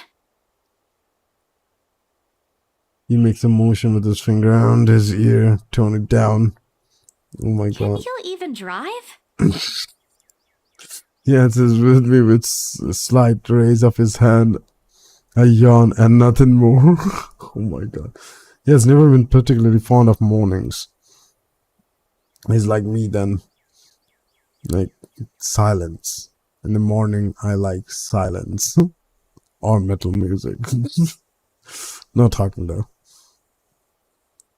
And for that, I'm thankful to every god in the universe. Less mental capacity for him to make fun of me. There is a reason why mornings are my favorite. It doesn't take long for us to reach our destination. The small cafe situated in Luxbone's busiest street. The same one I would often visit with Becca for its cheap food. I'd never gone here on Sunday, and it's striking how different it appears without the usual weekend and Saturday rush. The atmosphere especially reminds me of something we also have back home, near the university I used to attend. I wonder what happened to it. It was being renovated before I left, so I never got to visit one last time. The place always has a calm effect on me. But today, despite standing in a place similar to it, anxiety easily washed over me as soon as I stepped out of the car. Yeah, because I'm meeting someone and talking about something that nobody believes in. I'm quite used to dealing with people I've never met before, thanks to my work. Oh, I'm not, but still, I don't know him. In spite of the fact both Ash and Becca have vouched for him, what will he think of me and my story? What if he thinks I'm crazy? Hell, even my own friends thought so. I draw in a breath to quell the panic beginning to rise in me. I draw in a breath to quell the panic beginning to rise in me. Okay. I got so confused there. I don't know why. Low mental capacity. Oh well, only one way to find out. A few hesitant steps forward, and then Ash is suddenly pulling me back by my elbow. Hold on, scaredy cat, not too fast. Without warning, he flicks my forehead hard. What the fuck? Abusive! That hurts! What was that for? They're cute though. He's already walking away when I look up and I had to catch up to him, puzzled. I really don't understand this guy. At least explain why you're flicking other people's forehead all of a sudden. So rude. Get yourself together, will you? He's not going to bite. Hell yeah. He's very accommodating too. I wasn't scared of him or anything. You don't look like it. Didn't sound like you were okay last night either. What was that last one? Hey, don't just ignore me. You just... That was funny. All questions and retards die on my mouth once he opens the door to the shop. A cast iron bell attached to it chimes softly, announcing our arrival. The smell of freshly brewed coffee welcomes us as soon as we step in. Like the usual, several tables and chairs have been set up for the patrons, but most of the customers have forgone them in favor of the more comfortable throw pillows and bean bags the staff has laid out on the floor. Becca would love to know they have something like this on Sunday. She's been complaining how uncomfortable the library chairs are for a long time now. Oh, my man! Look at him. Ash leads me to a secluded spot near the window where an old man, probably in his 50s or 60s, is seated, enjoying a beer and a book. Damn. Professor Clark. It's just Andrew now. I'm no longer your professor, Detective Inspector Frey. He's actually a detective inspector? He's a detective? That's so cool. The guy, Andrew, looks up from his book and gives him a smile. A sheepish look crosses Ash's face at the oldest man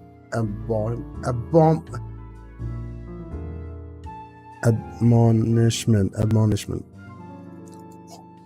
More unusual, in my opinion, is seeing him appear like a parent that just scolded him. But it suggests a familiarity between them, one that goes beyond that someone expects from a simple student and mentor. With another warm smile, he gestures for us to take the empty seats opposite him. Have you been waiting long? Thank you, Alexa. Have you been waiting long? Quite some time. Quite. But I come here early on weekends. Best time to get their first serving of bear claws. They're the only place that serves it here. I took the liberty of ordering for you two. I hope you don't mind. I thought it'd be best to talk over a decent helping of coffee. I don't drink I'm kidding. Soon another waiter brings us 2 more cups and sets down a basket of pastries. Aren't you going to introduce the lady? Yeah, come on, Ash, you awkward son of a bitch. I'm kidding. Aren't you going to introduce the lady? Right, sorry. Isabella, this is Prof. Andrew. He's one of my professors back at the university. Andrew, this is Isabella Santos. Excuse me, my whole name is so long I don't even remember anymore, but yeah. Santos. Portuguese? Spanish? Brazilian? Mexican? Do I not look Asian? What's wrong with you? I mean, yeah, I'm kidding. I don't know if Santos goes with, you know. I don't know. I don't know any Philippines last name. We don't talk about that anymore. Filipina, actually. It's a pleasure to meet you, Professor. Oh yeah.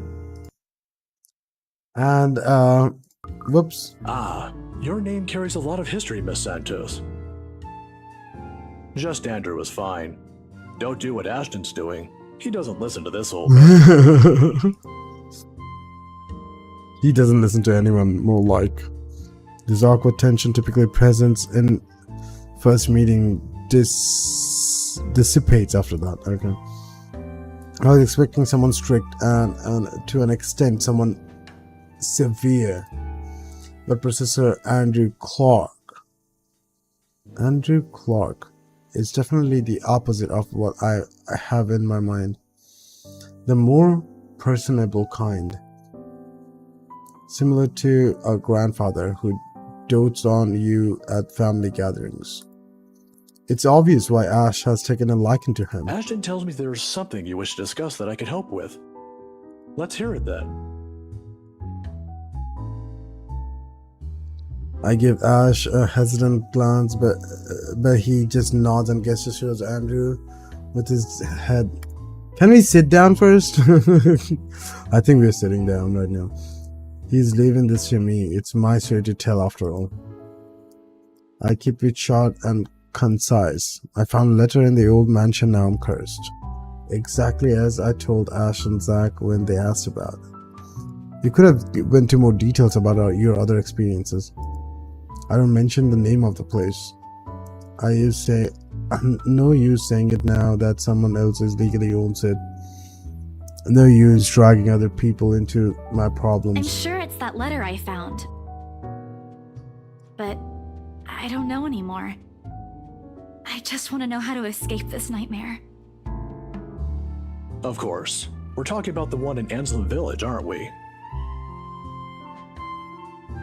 Does he know something about it? How did you...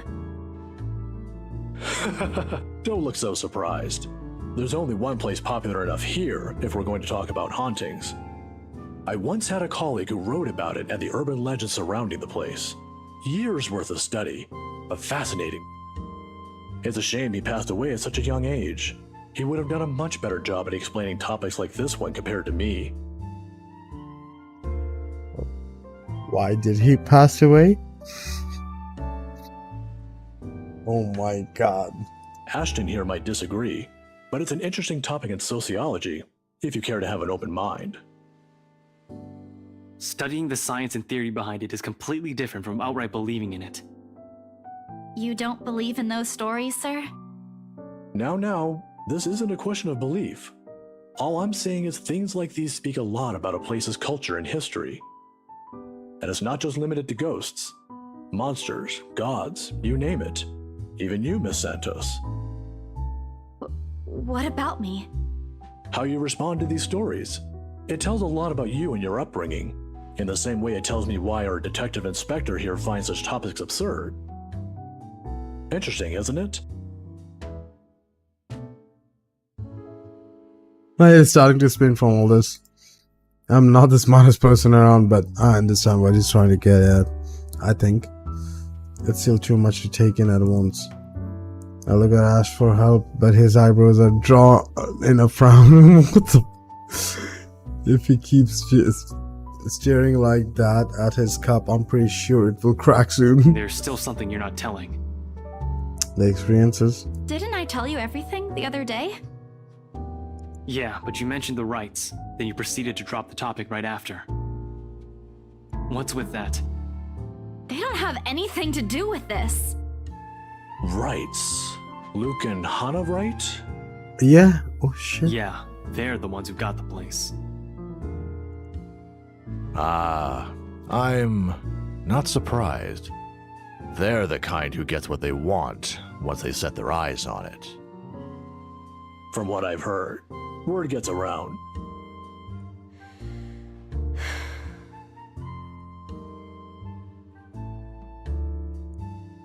A heavy sigh escapes my lips. popular or not. They're just my clients. Albeit a little pushy, but just clients. End of story. I don't know what that word means.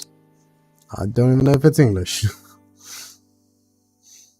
I wish you'd stop pestering me about them. I know you're trying to help. Shut up, Ash. What is it again that Becca does when dealing with particularly difficult child? The pesky annoying kind? I wish I could remember. I could only certainly use the same drink right about now. Ashton, look here. I know you're trying to help, but the deal's almost already closed.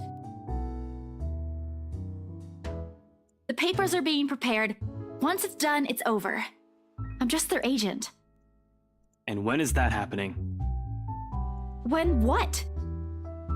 Is there even a purpose to this line of questioning? Your working relationship with them. When's it going to end? About a week from now.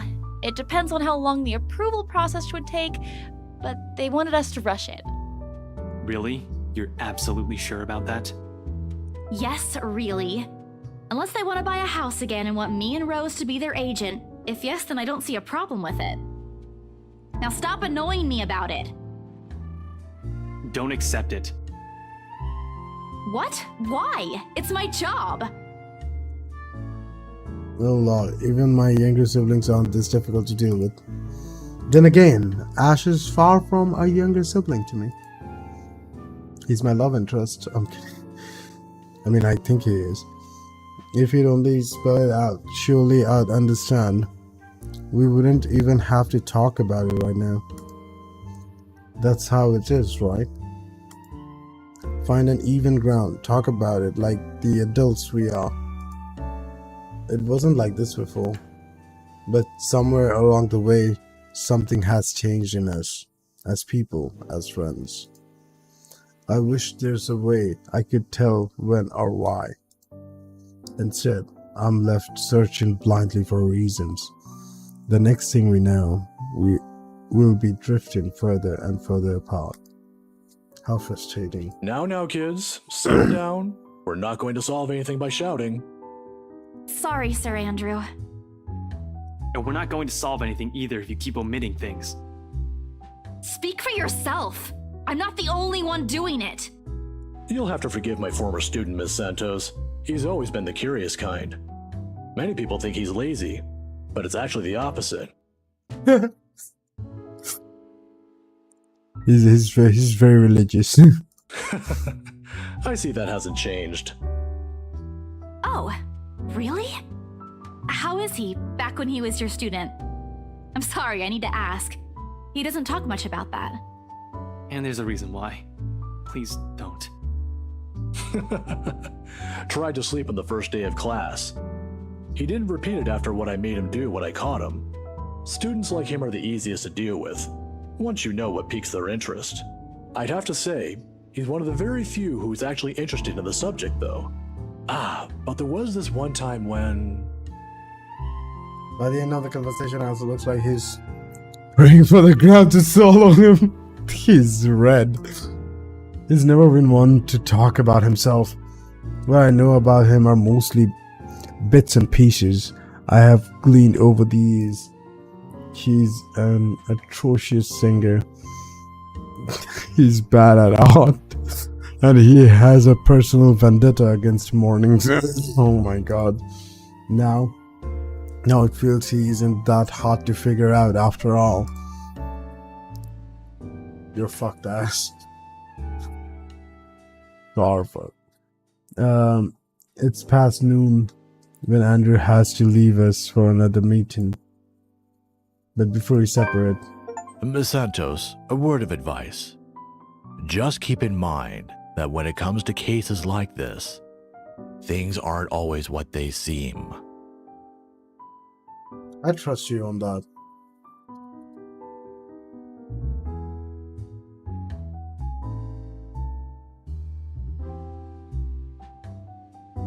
If the letter was not there,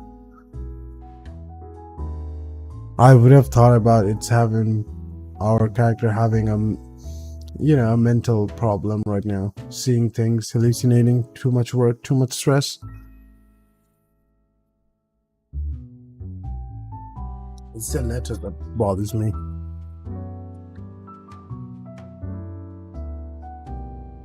Naturally, the mention on the letter was brought up several times during our talk.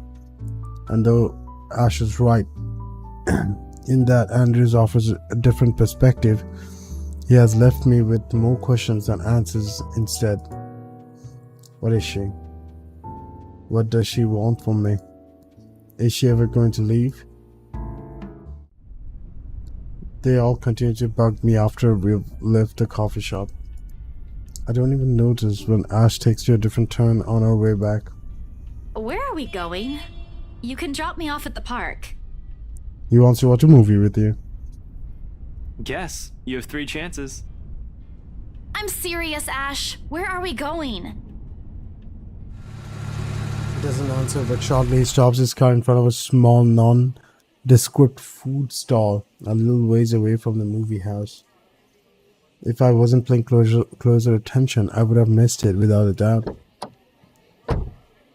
He motions for me to wait as he gets off the car and walks in its direction. Sheesh! If you could only buy... If you want to buy something, just say it. No need to make yourself look mysterious. Oh, it makes me look more like a dork than cool. It makes you look more... Oh, that's so funny. The wait isn't long, however. Soon he's walking back holding 2 fish-shaped cones in both hands. Ice cream? Perfect. A cross of the 2. By the time he's back into the car, I've given up on efforting to figure out what he bought. Not that it looks bad. It actually quite cute. Here, take it. I have to move my head back a little when he thrusts it at me to avoid the ice cream. I get it. And the fruit toppings from it. Avoid the ice cream and the fruit toppings from ending up on my nose. What's this for? That's interesting looking. That's kind of cool. I will try. My arm's getting tired. 5, 4, 3, 2. What you gonna do? What you gonna do, huh? What if I don't click? What you gonna do? Are you done with your countdown? Ash, what you gonna do? Bitch. Anyway. With a worried glance, I take it off his hands. I still don't understand why there is a need for ice cream today. Nevertheless, I take a small bite. It's actually pretty good. That's pretty good.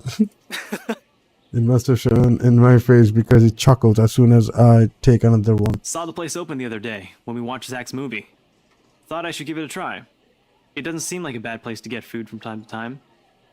And you're giving me free ice cream because... Your red cheeks. Do I need to have a reason? Are you really going to ask me that? Here's the thing with Ashton Frey. He does not just treat anyone for free food because he feels like it.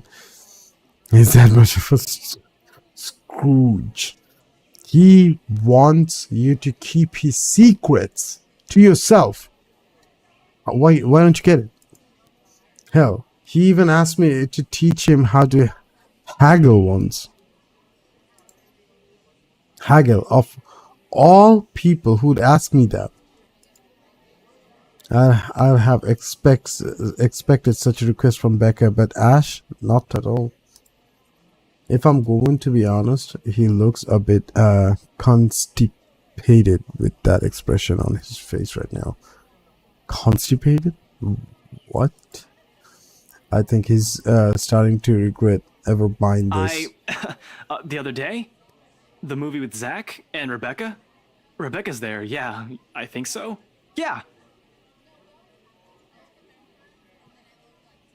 Why are you so confused? Anyway, during the movie, we That is, that's to say, you, Oh wow. we... How are you this awkward, bro? Shit. Should have written down something first. Zombies Land 1986. Hey zombie, welcome. The game is still going on. There's lots of talking. I should have written down something first. How was your day? How was your weekend? Get to the point, Ashton. Right. I'm sorry.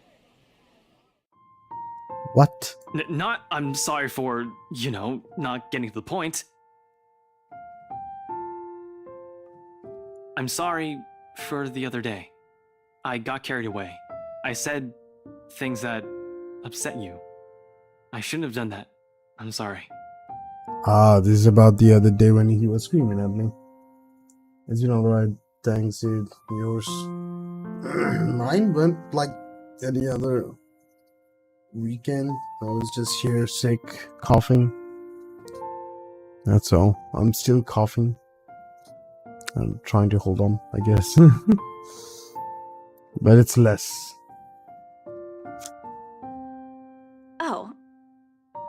Oh, okay. Okay? That's all? That's all you're going to say? You're not still angry, are you? You didn't have to buy me anything. A simple sorry would have been enough. Yeah, that's it. That good that it's less. Today I'm having a special case of can't read moments.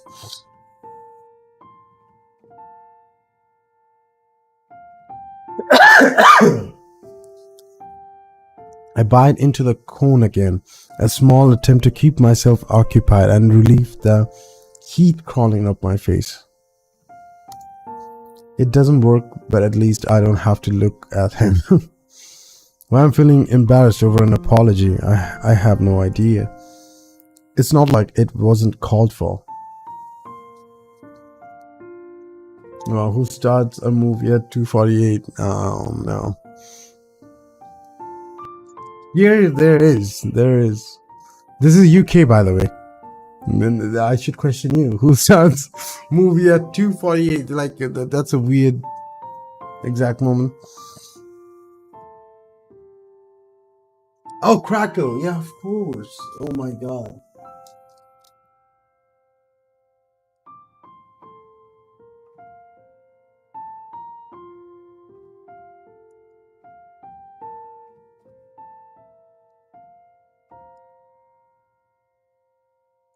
No, we don't do that. After all this time, I still forget about the Crackle. So I was streaming for last 2 hours with Crackle. Hell yeah. I love it. It's not like it wasn't called for. They were being mean, especially him, and in that fraction of a second, it hits me. He skipped his day off just for today. I should be the one apologizing and thanking him. Silence is an awkward company while we finish our respective snacks. There are words for this, for people like us, for understanding and sentiments like this. Yet in this instant, they won't come. As promised, he drops me off at the park right after. Phrases unsaid still hanging heavily in the air. Phrases unsaid still hanging heavily in the air. Okay. In this weather, the city park gives up a lazier and more languid vibe than usual. Where children are usually seen running around and playing, there are now people lying, leaning back on their picnic blankets, simply enjoying the afternoon sun. Who enjoys afternoon sun? I hate it. Why the waterfall is coming out of the bowl thing? Waterfall? A fountain. What's wrong with my brain? The smell of food drips from nearby carts, and if The wind blows in the right direction. One would catch the whip of freshly trimmed grass.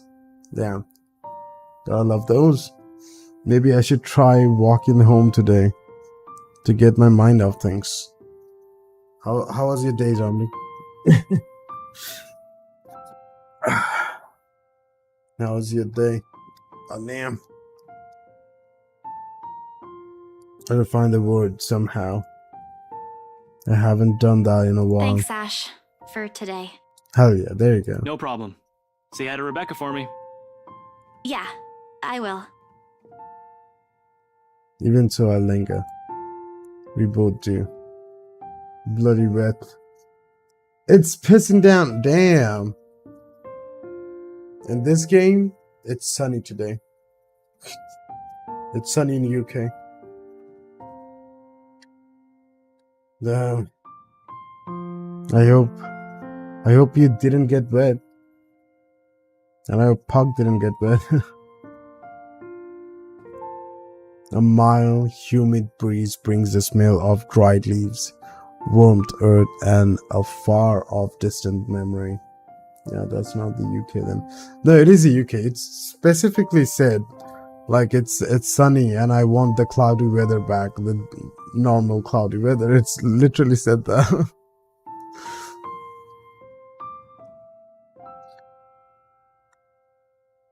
A false start and awkward first meetings. Same place, same people playing the same parts.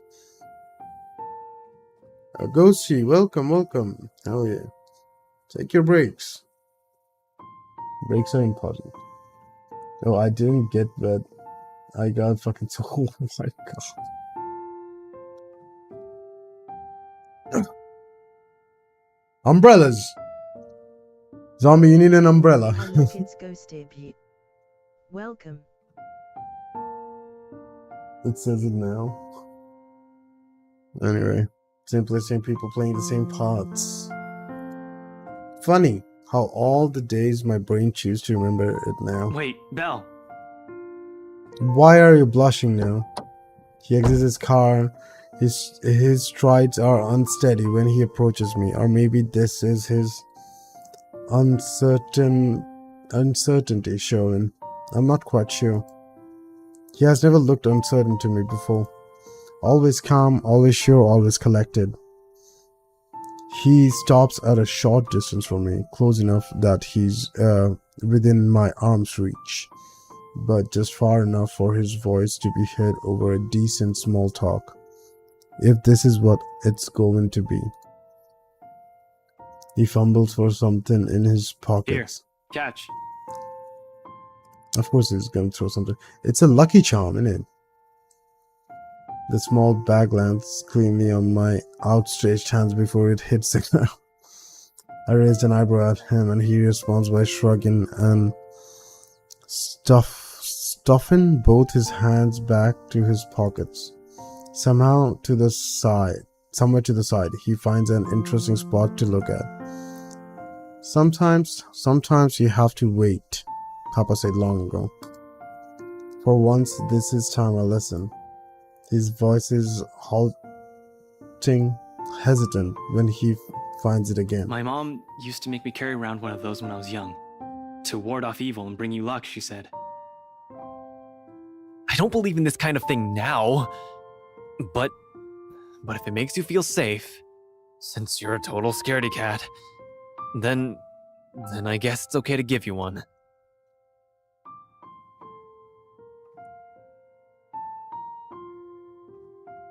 Well, what's going on?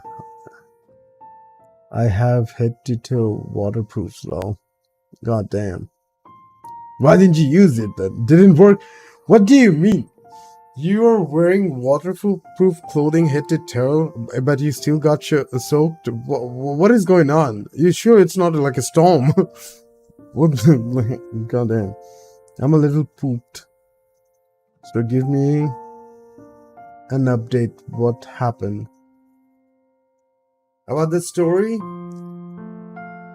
So, after we went to watch Zach's movie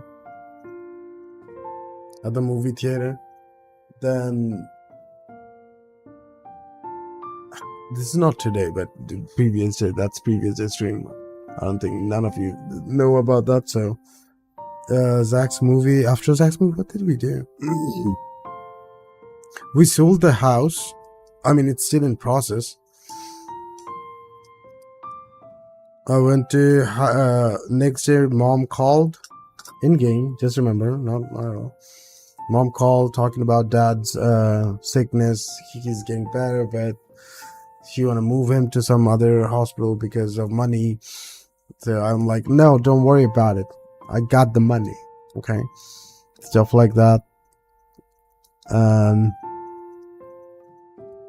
After that, I went because we sold the house. I went out on a party with two other my friends, Zach and Rebecca. So Becca, just Becca, because Rebecca called her Becca, I guess. With Zach and Becca, Zachary is Zach, of course. We had a party. They were questioning about how I got the money and stuff like that. I said I sold the house, stuff like that. Then outside, I saw the girl again. The girl was first standing there, then she was smiling, and then she did a wail scream like ah! In daylight. Then our character Isabella, she screamed, and everyone was concerned.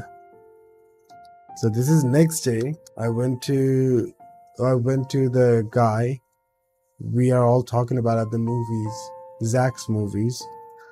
They visit a guy to talk about my experience so he can help. So that's where we went, and this is after coming back.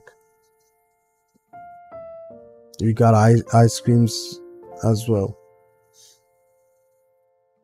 There you go. I hope that's a good update. I don't know how to, that was not very clear, but it's something. Okay. I don't believe in this stuff now. He said that. Perhaps at the moment there aren't any words for it. I've never been good with those.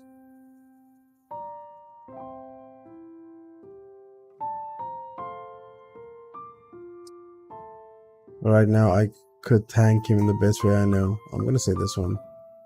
You can be nice when you're trying. You're not bad after all. I lost weight and my jeans are loose. Well, time for new jeans, I guess. I closed the short distance separating us and gave him a light punch on his arm.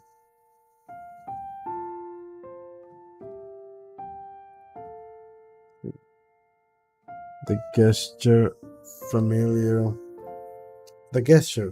in the place of phrases one couldn't spin together or answer too early to seek out. See, you can be pretty nice when you're trying. I am nice. When you're sleeping, but thanks for this. Don't go losing it.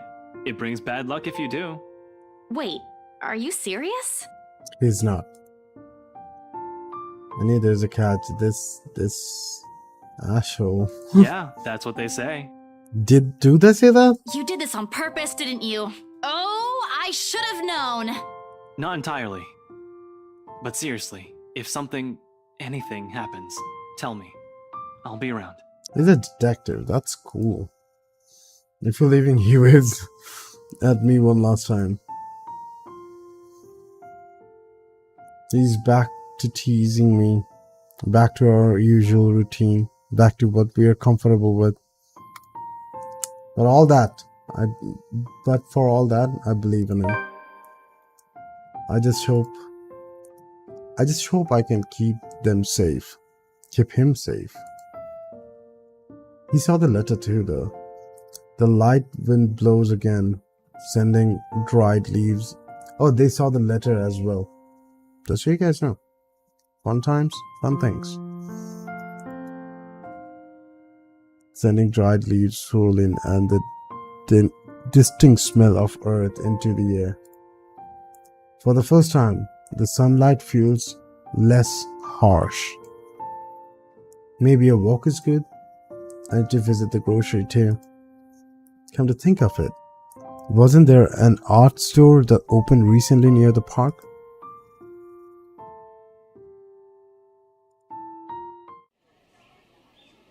What kind of music it's gonna play? The cat's name is Berithio? Or at least that's what his collar says. It's an odd name to give a cat in my opinion. But it speaks grace much like the one that carries it. It shows in the way he swishes his tail and his eyes fall in my hand every moment. I thought I just found a collar. I'm not sure what he finds fascinating in me, to be honest. I wasn't the very picture of grace when he found me after all. It was a bad idea, carrying 2 heavy bags of newly bought art materials and groceries without help or a sure ride home. In hindsight, perhaps I shouldn't have bought all of these at the same time. I didn't even make it past the park. And now I'm suffering underneath the glaring afternoon sun, hunched up in a park bench and drenched in sweat, in the company of a cat curiously watching my every movement. I hope it stays where it is. It's just a black cat, but black at home, they're considered ill omens. Oh my god, Asians! My god. By the way, this is the person I am the person. Isabella, the person, she's Asian. Don't look at me like that. I can act graceful as well if I want to. Now that I've acted gracefully, not that I've ever acted graceful in my life, of course. Growing up with rowdy young brothers and a sister does or maybe it's the opposite. Mama used to call me a little troublemaker before. Well, graceful or not, there is no use moping. A short breather, and then I'm off home. Did I click twice? Oh, it's cool. Beside, it isn't like company's bad, even if it's a cat, as long as it doesn't bite or crosses my path. That's rhymes. Where's your owner anyway? Does that too, like black cat crossed the path so I can't go? He has one, doesn't he? An owner. That's what the collar's for, isn't it? A bandage is wrapped on its paw, though. I wonder what happened to it. Did he run away? Well, if you don't have one, I won't be able to take you in. My apartment doesn't allow pets. I tried to bring one home before, a cat. Not black, of course. And Rebecca threw a fit before the landlady could. I took a small pack of sweets from one of my bags beside me and pop it open. As I'm about to put one in my mouth, he meows. My hand stops. Do you want one? He doesn't meow again as I'm expecting him to, but I take his unblinking gaze as a yes. I shift my piece to my palm and hold it out to him worriedly. He sniffs at it twice before. Baruthia! Baruthia. What a name. Oh, of course, it's the interior designer. Look. It doesn't even say look. Like a good, properly trained pet, Baruthia responds as soon as he's called. Recognition comes as soon as my head snaps in the direction of the voice. Miss McCollum. Hard to miss. What with her height? What do you mean? I'm sorry. Did my cat hurt you? What with her height? Miss Santos, was it? I'm surprised to see you here. Nice to meet you again, Miss McCullough. Were you harmed in any way? I'm sorry. Bruthiel's not exactly fond of other people. Even run away from the veterinarian right now. Oh no, he was just sniffing my hand earlier. My Bruthiel's a she. Oh. See, all this time I thought the pause is the pause in conversation, if this can be called one, is uncomfortable. We're merely two people working different jobs for the same client. Frankly, meeting like this don't happen a lot, and if it does, a simple nodding of heads is enough.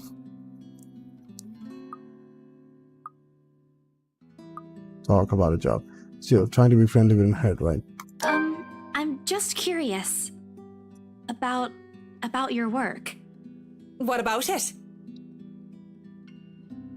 There's something guarded in her expression at mention of work, but I pushed through with my questions. I just want to know how it is to work on a house like the Ermengarde mansion. Is it hard? I guess she wasn't expecting a question like that. If the way her eyebrows shot up tells me something. Because of its age? I wouldn't say it is. It is a challenge considering the factors me and my team have sought out. But it's a good project. A breath of fresh air from what I usually work on. And I have a good team. Those original fittings, though. It might be old, but the architecture is magnificent. I'm sure you've seen the stained glass windows in the foyer. Oh, I can already think of so many things I could do with it. A foyer. Is that how you pronounce it? Okay. But of course, my team will have to double check for necessary repairs here and there. That's probably for the best. It's easy to break some key elements with a rush restoration job, and who knows what other hidden issues there might be underneath. People can be so careless. I'm sorry, I spoke too much. Oh no, I want you to talk, yeah. No, it's okay. You seem to really love what you're doing. It's not really like that. I'm just lucky to have found work in an interesting field. Anyway, Bruthiel's due for her visit to the vet. Nice talking to you, Miss Santos. I wish you luck with what you're planning to work on. It seems like a big project, too.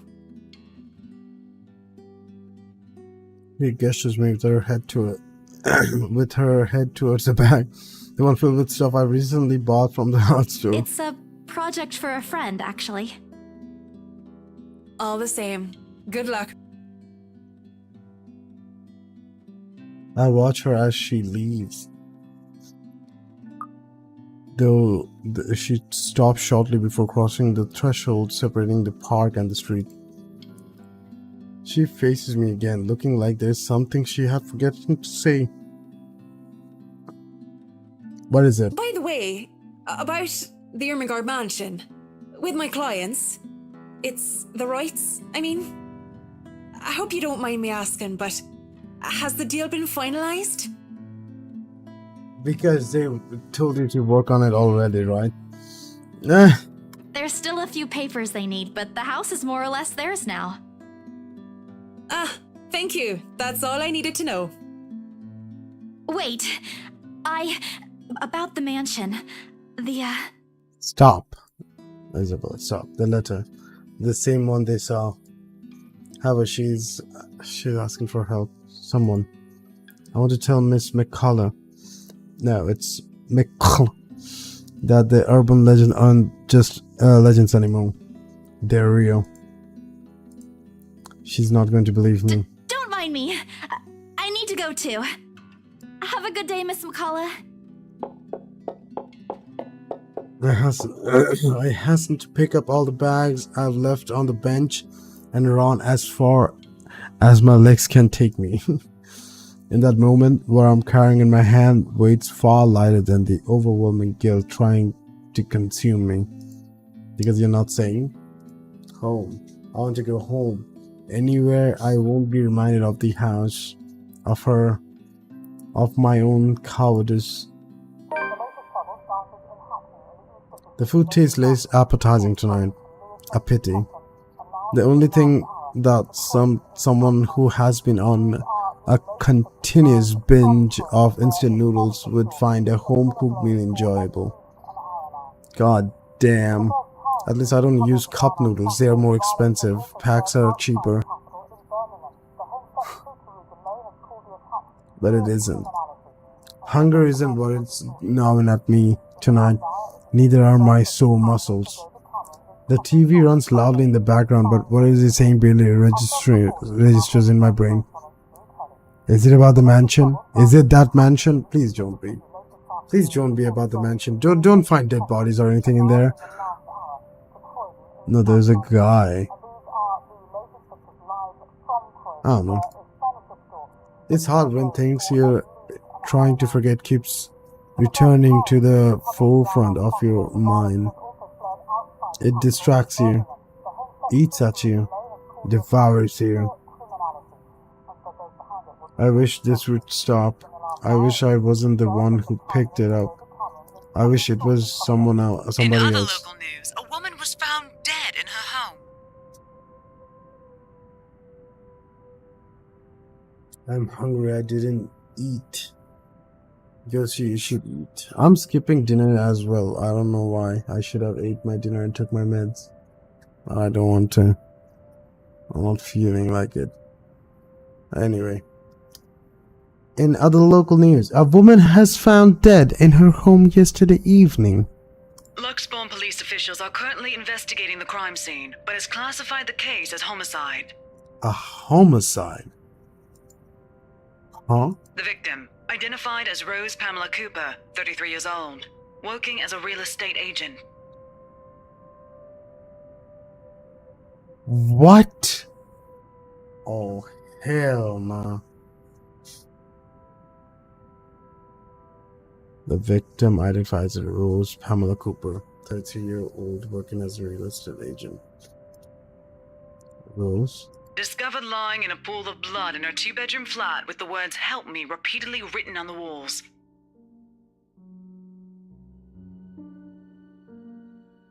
Yo, see, this is supposed to happen? What the fuck? Now it's killing off the characters that we bonded.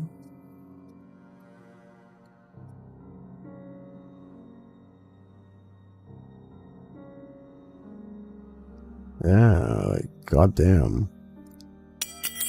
No, I dropped my spoon. No. He killed her by showing her the letter. I see.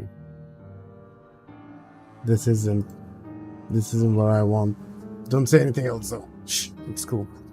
So the letter actually kills. I know that. This isn't supposed to happen. None of this is supposed to happen.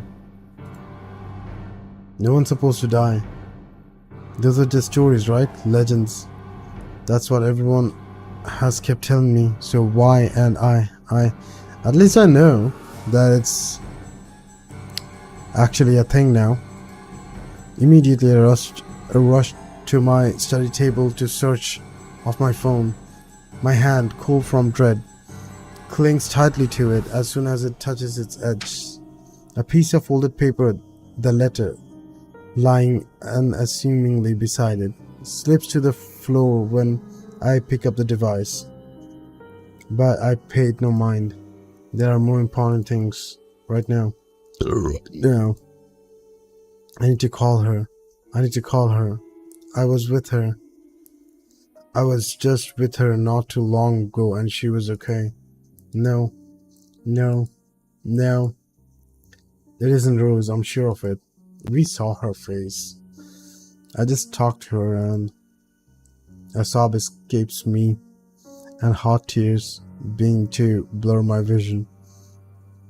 One after another did trickle down, weighted by the very same guilt I refuse to admit I've been carrying from the start.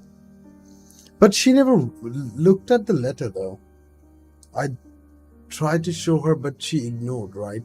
But the rates, or wherever they saw it, she never even looked at the letter. What you talking about? The same ones I've been hiding from. The same one that has put the people I care about in danger. A handshake as I navigate to Rose's number on my contact list. She'll answer, right? That's what she always does. She'll pick up, tell me to turn down the waterworks, and call me Rose afterwards. She'll answer. Please answer, Rose. Again and again I dial, whispering, praying, pleading. Come on, Rose. Don't do this to me. I know you're there, Rose. You're not dead. Please tell me you're not.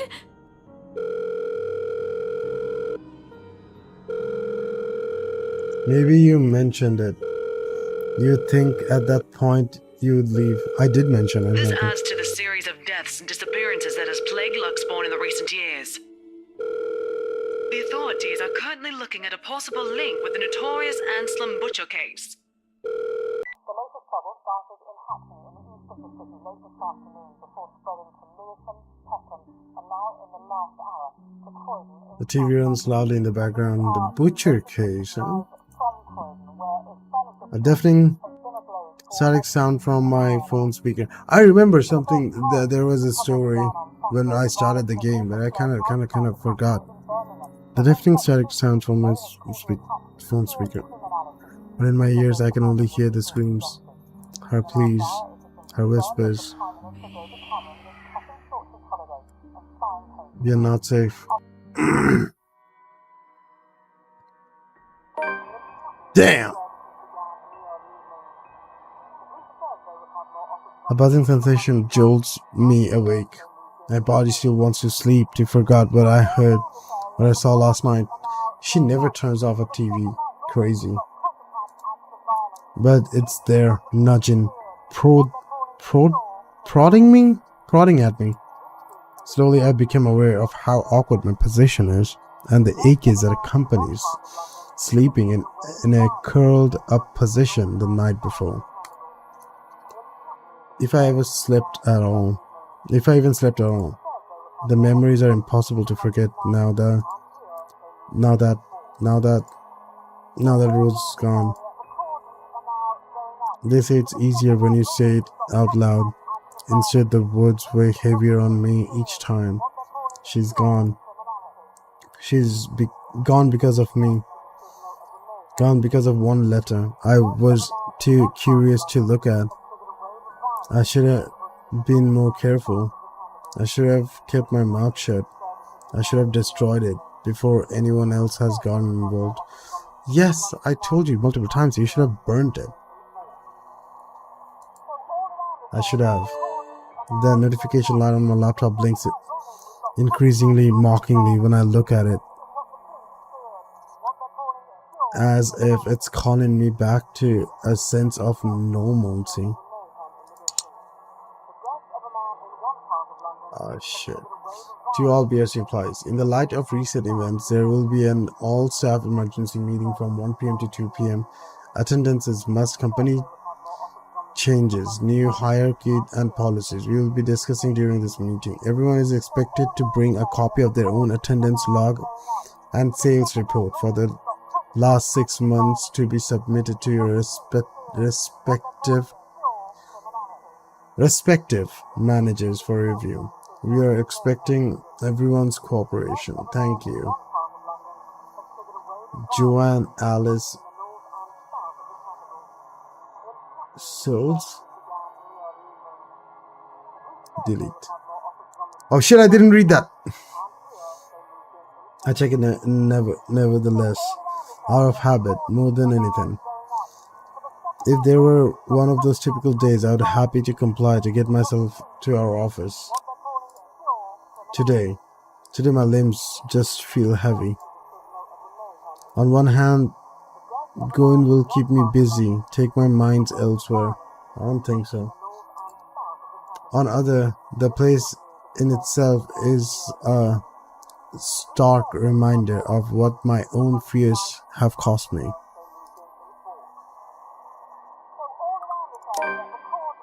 Mopping won't get me anywhere. I should just get to work. This is just like one of those things, isn't it? You deal with it with a smile no matter how bad things get and hope for the best. Although my whole body feels like lead and my limbs are so. Play it safe. I don't know. As my first playthrough, after she died, I don't know if I'm gonna play it safe, you know?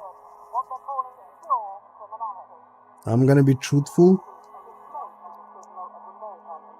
and try to figure this out before others die, I guess. If I can. Although my whole body feels... I push myself away from the chair and head for the shower. Fuck off Facebook messages. The letter I dropped on the floor last night flutters open as I pass by, unfolding for no one else but me to see. Even what's written on it glares back at me. They sneer. I don't know what that means, but okay. They ridicule, like living beings fully aware of what they have done. With a huff, I picked up and shoved it into my bag, perhaps with more anger and frustration than I'm used to showing. Like, it's her own fault, literally. Like, yes, let me take this to my work. Why would you put it in your bag? Makes no sense. Put it in your microwave. Microwave that shit. I don't know. It's so dumb. This too, I'll deal with. Somehow I'll find a way to make things right. Tear it up, put it in the commode and flush it. You know, it's easy. I have to, before it takes more people from me. Even if I must do it on my own. Now you're at your job. What did you do with the letter? Nothing. Papers rustling, telephone ringing, feet shuffling. Overall, today looks like a typical workday at Briar Realty Corporation. Except it isn't. The air is thick with the tension and unspoken questions. No doubt everyone's present has already heard about Rose. Human nature, I guess. We get curious about shit. That's true. If they missed last night's report, they're likely to see in the morning news, in the papers, or on various news sites on the internet. Everyone is a bitter reminder. Everywhere is a bitter reminder, okay. In fact, everyone's given me a wide berth, as though the mere mention of Rose would be enough to trigger something in me. It's appreciated, but it only serves to create a bigger hole in the place Rose has left. After lunch, my boss calls for a meeting. I don't have to look up from my work to know what it is about. He's in a strange, pensive mood today, probably out of respect for a dead colleague. Oddly, I'd appreciate it more if he just shouted at me today. Anything is better. I'm sure you've all heard of what happened to Miss Cooper. She was a valued member of our team and she will be missed. This confirms. There's no date for a funeral yet, but those who wish to attend, kindly speak with your respective supervisors. By the way, has anyone heard about our still AWOL staff? They're dead as well, probably. None? HR, you know what to do. Santos, a word? In my office?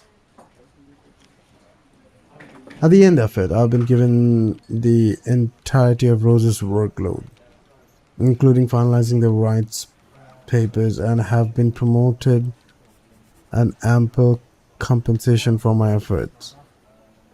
Promised. And have been promised an ample compensation for my efforts. I've been sick since 14th of October.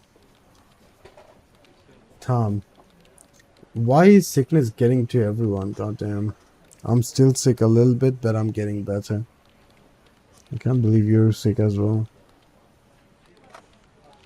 Ghosty zombie, don't get sick. Zombie got soaked today.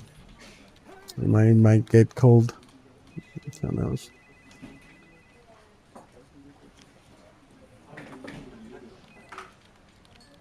I don't. Just hurt. Yeah. You hurt your leg.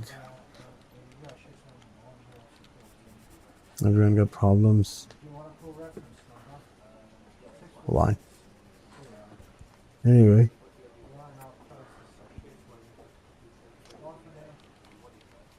I think he's expecting me to be happy about it.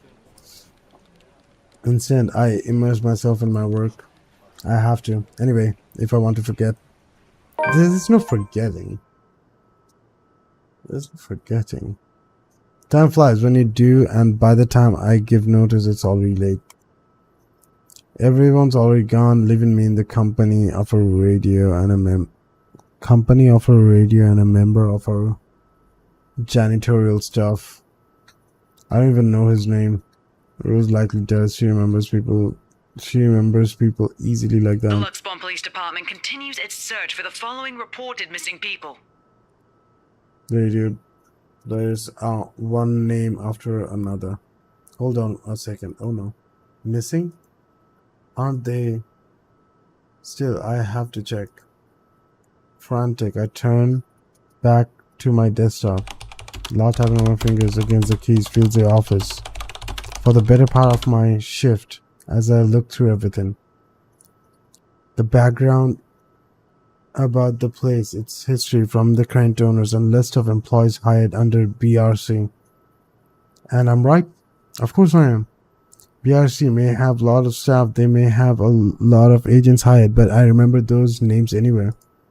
After all, they're also part of the crew who worked with us in preparing the mansion for the open house. Then the letters. I live in England. It's wet 90% of the time now. Yeah, but don't you get sick? Isn't it cold? Yeah. I need to wait till tomorrow to finish downloading Forza Horizon 5. Hell yeah.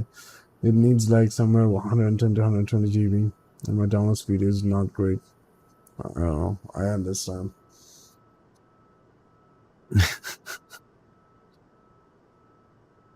I have good downloading speed on my phone. So if I really need to download anything, I just connect to my phone, you know. It gives good speed. Oh, yes, no, that can be. I hope it's not what I'm thinking. But Rose is... Something snaps into the place in the fraction of a moment. These people, Rose, the letter. I need to... No, if it's like this, they still won't believe me. I have to make sure of it first. Evidence doesn't lie. That's what Ash often says, right? If I have proof, then maybe. I don't want to get my hopes up yet, but maybe there's still a way I can save them. The thing is, why didn't I die then first? Why the others are dying? The letter, my phone, papers, anything that will be useful. I grab all of them and stuff them in my bag. I can't stay here. There's something I need to do. There's something those people should... The noise cut sharply through the room, stopping my hand short of cramping a pen into my bag. Hello? Anyone there? Someone must have left their printer open again.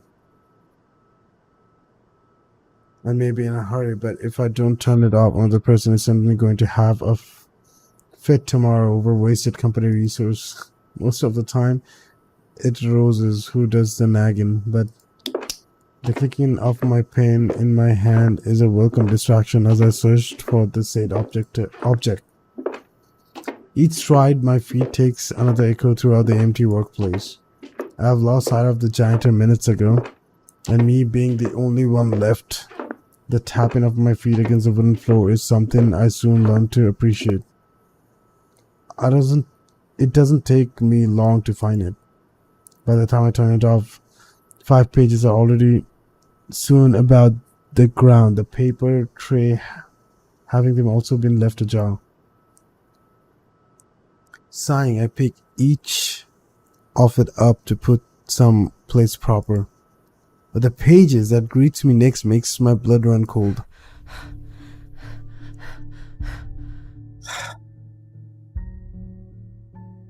Now it's still like 17 Celsius. You're talking about 17 degrees Celsius is not cold.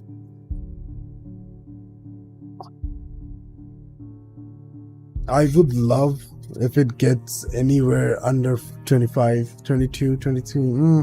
I would love it. Goddamn. Also, I need to make a new Xbox account because my main Forza banned me for 10 years? 10,000 years? What did you do, Tom? Did you curse a child or something on Xbox? What did you do? Oh my god. It was 28 degrees Fahrenheit here. Your place is cold. Alexa, what's the temperature?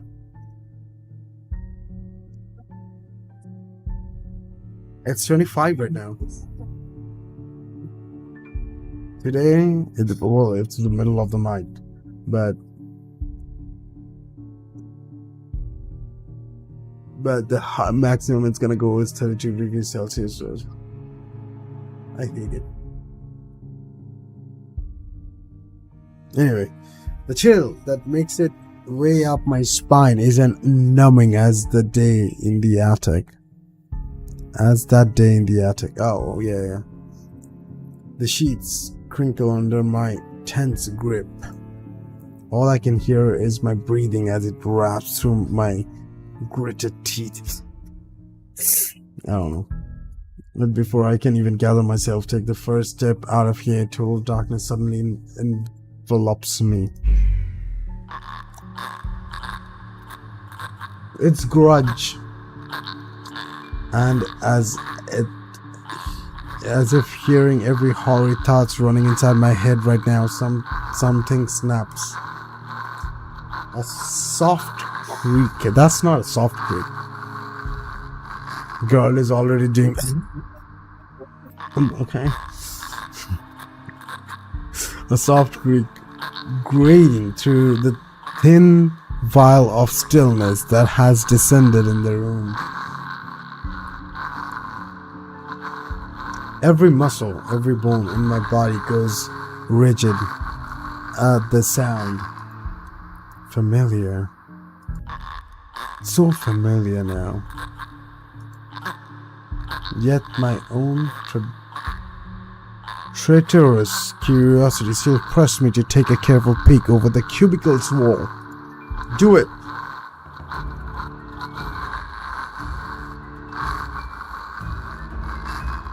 Guys, it's time. Why you're crying?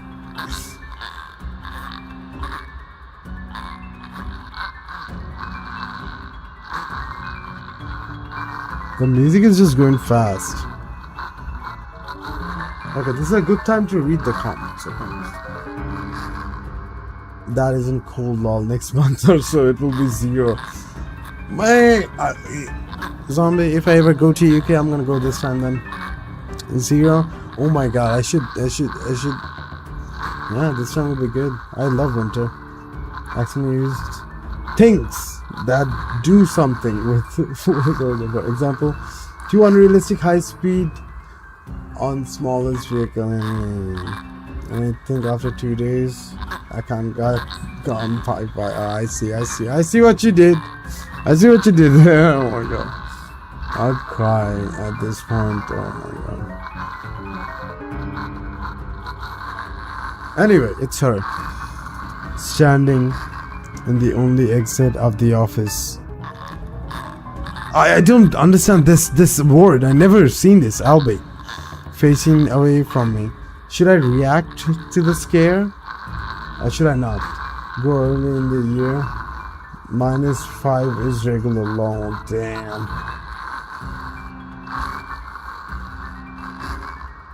Should I get scared or not? She's gonna turn around, I'm guessing. But dramatic. Be dramatic. He doesn't even need to turn around for me to know it's the same misshapen face, tattered clothing, and unsightly gait. The same person in the attic.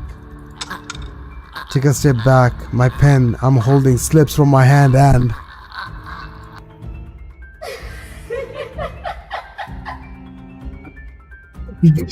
was that enough?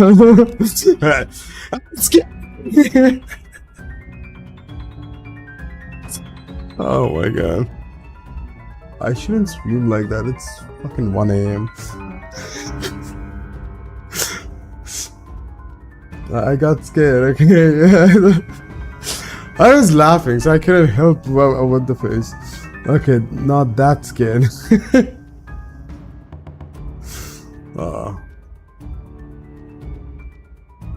Her entire head turns. Like just like that. Ow. I wish I could do that. A scream almost escapes my mouth and I duck under my table as quickly as I can.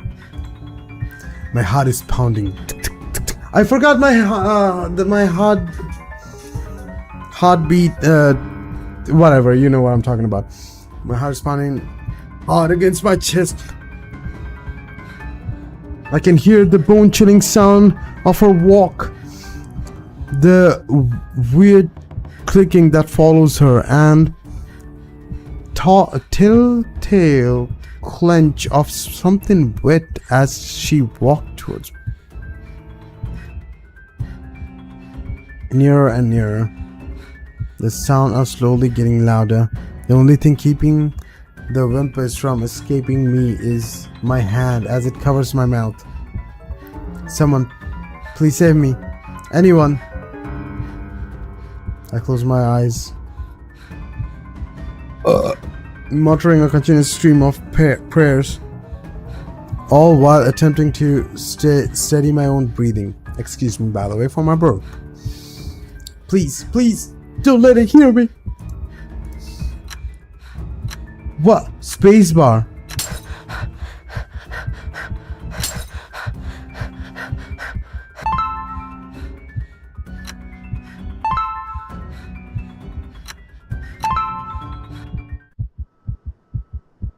I'm dead in it. The seconds, minutes stretched out before me agonizingly. Is she gone? Slowly I open my eyes to take a peek. I don't dare move or make a noise. She just stood there like she knows I'm here.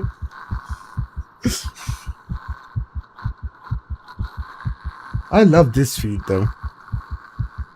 She doesn't even need that feed. It's just extra. Just she cut from here. She uses that leg like a peg. In the face of such terror, I can only beg. Let out silent pleas to whoever is out there. Please, please don't let her notice. I want to live. Jump scare, please.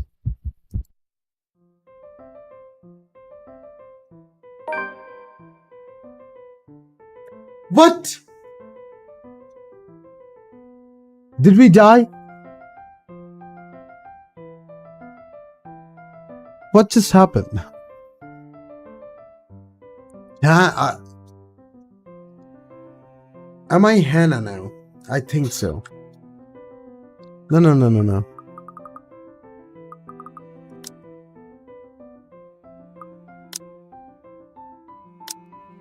Yep.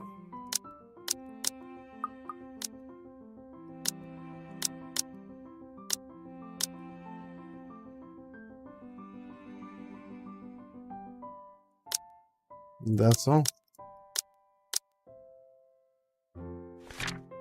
There's more to it on each day.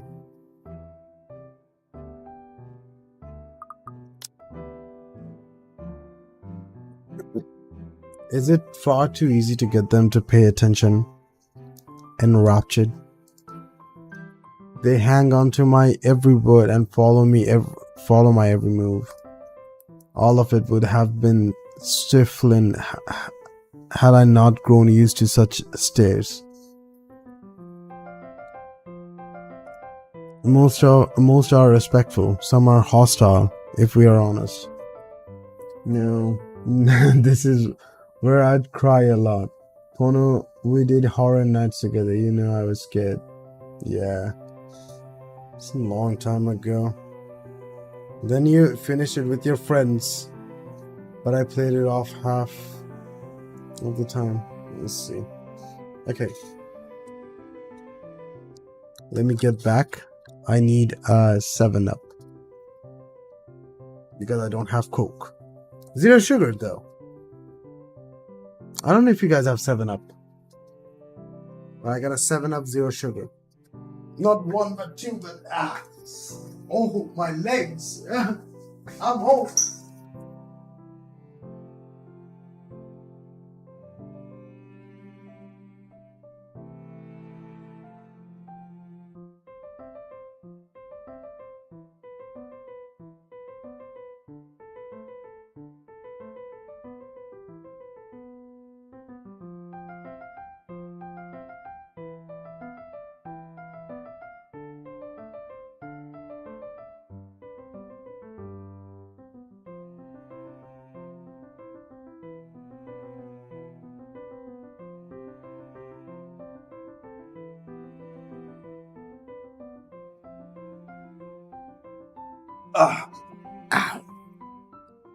From the darkness, it looked darkness, right?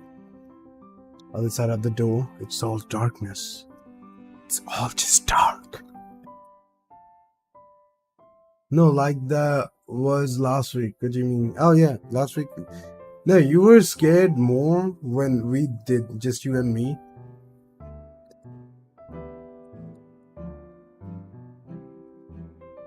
My God, you were scared.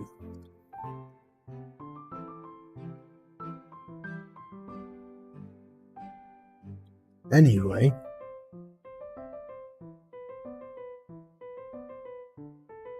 Dry skin, too much dry skin. I don't like it. My face is like dried. I'm gonna die. But yeah, I'll drink some 7-Up.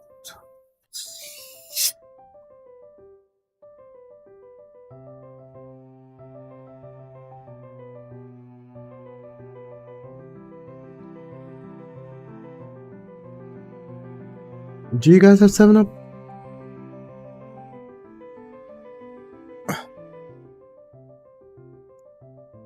Do you guys have that shit? Do you know there's a new Smile 2 demo? It's a demo though. Well, I will play. Oh, you guys have 7-Up? Hell yeah. Very refreshing, very lemonade. I like it. So I will do the smile room someday here. I'll do it when everyone is here, like Zombie and you, Baby Pug, whoever watches me. A day, some day like that, I'll do the smile room. It would be nice. Makes me bark like hell. That's the favorite part of mine because I feel like I can't digest normally. So I drink a lot of Coke, and this helps me digest. Let's do it. I want to go with you. I don't remember half of it, to be honest. Excuse. Makes me healthy. I'm kidding. We'll see, Ghosty. Depends. Like if you're gonna be at your work, maybe we'll do it on weekend or something. Then you can join me. But we'll see. We'll definitely see. Most are respectful, some are hostile, if we are honest. And a few are downright inappropriate. After all, I am... Kinda right. Do I have to deal with, like, Hannah's fans now? There's a moment of agitation as a familiar but less than welcome face approaches me with a suggestive smirk on his face. Hannah, right? Anyway, of course I have to keep a benevolent smile and greet him as I greet any other good friend. Hello there. You should do it on the weekend. Just wake my ass up. But we'll see. I don't know if it's gonna be this weekend, but I'm just saying. After all, this man can turn heads, being famous in his own right. Officer Lee! What a pleasant surprise.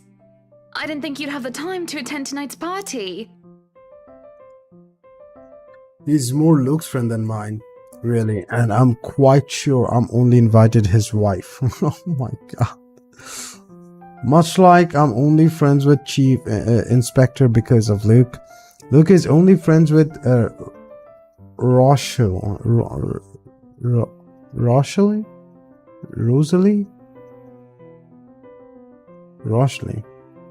Because of me. I don't know, someone needs to say this name. Unlike how I treated Lee, however, Luke never hid his animosity for the Lee matriarch. It was an odd sort of friendship where we would have awkward double dates. I don't even recall his first name. It started with an N. N? I think. I might be wrong. Aside from being Chief Inspector of Luxbourne Police, his wife, Rosalie.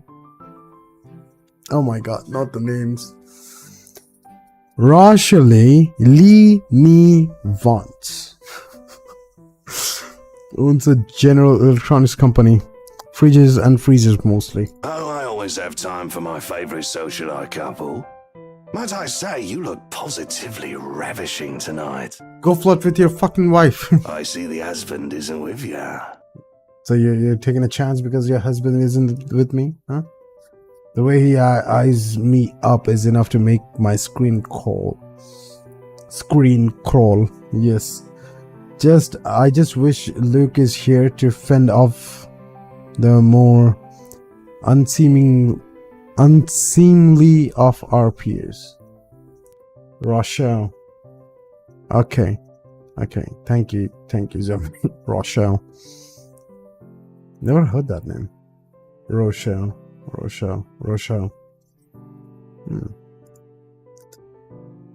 You know that ones. Men who are just too bit friendly, staring too long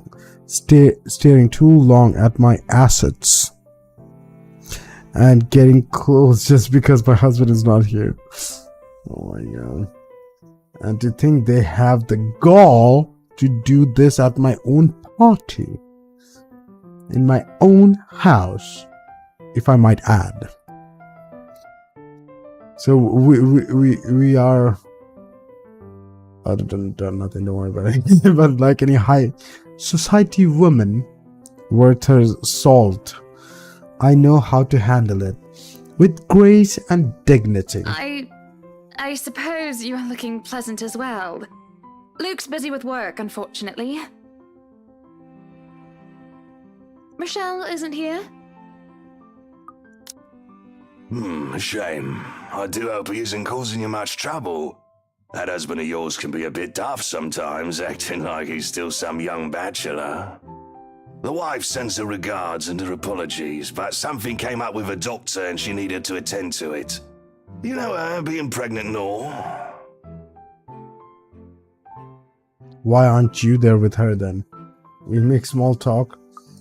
Rather, I'm forcing to do so, as he would not leave my side after finding his place there. Much of my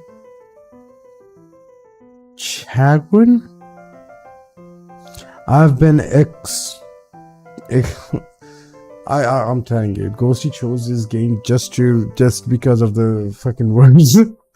I've been extricated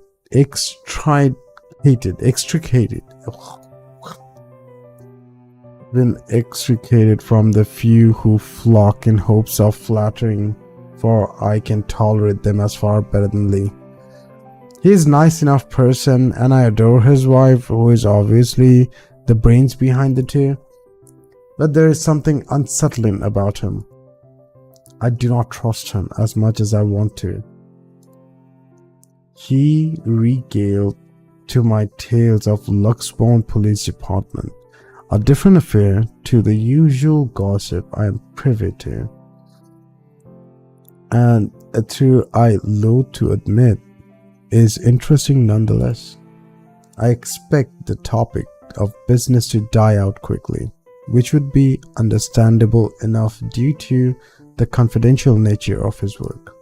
But oh boy, was I wrong. So, we're in civvies, I steal and drive off with one of the police mobiles, right? In the mirror, I see the mutant chasing on foot and screaming about theft. The look on his face was priceless when I parked it in the garage. Oh my. You made him chase you all the way home for a prank. What did Rochelle have to say about that? Rochelle has a strange love and hate affair with Lee.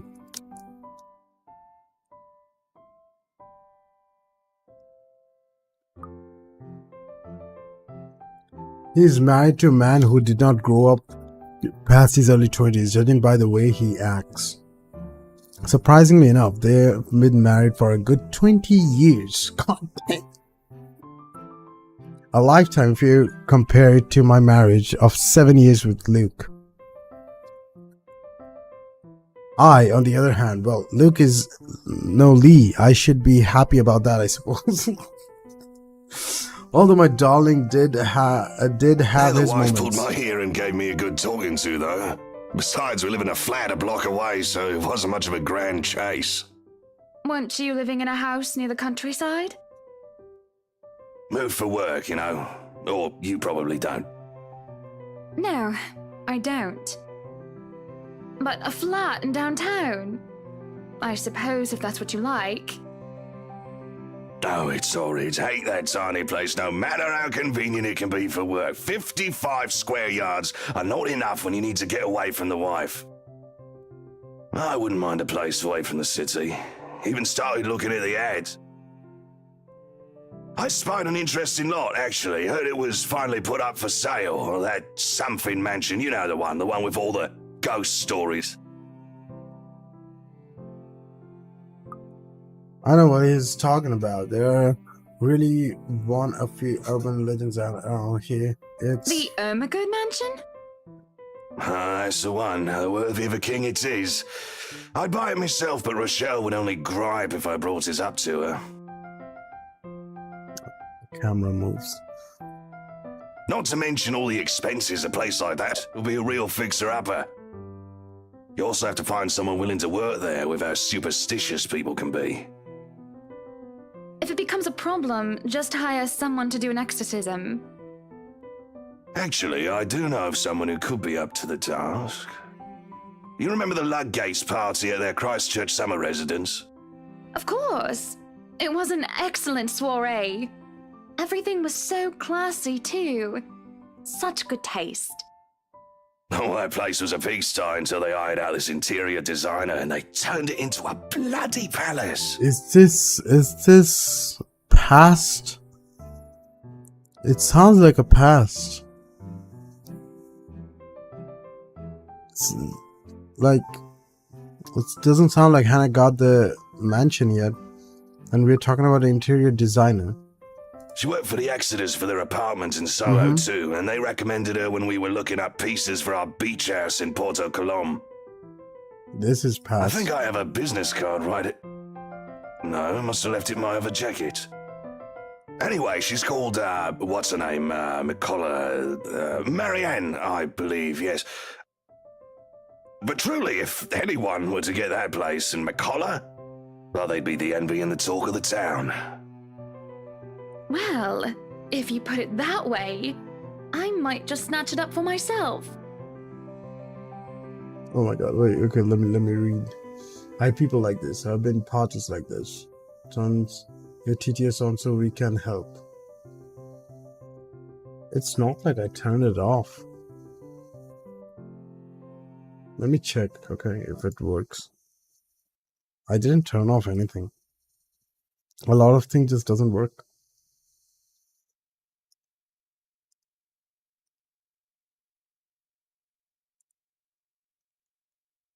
Huh.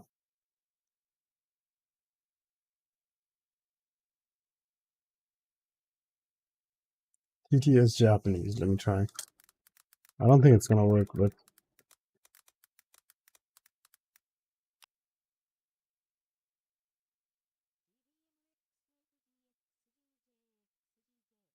where is the Japanese TTS comes from? It's from the link though.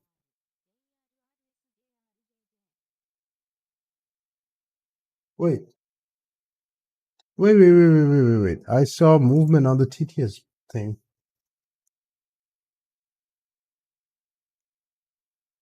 Wait. Let me do that again. Japanese TTS. TTS Japanese.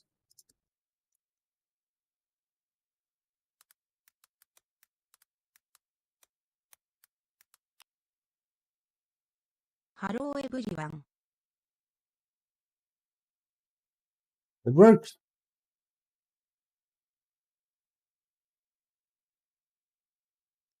Where is the other TTS though? Let me do a quick check. There is no other TTS. Okay, cool. Cool.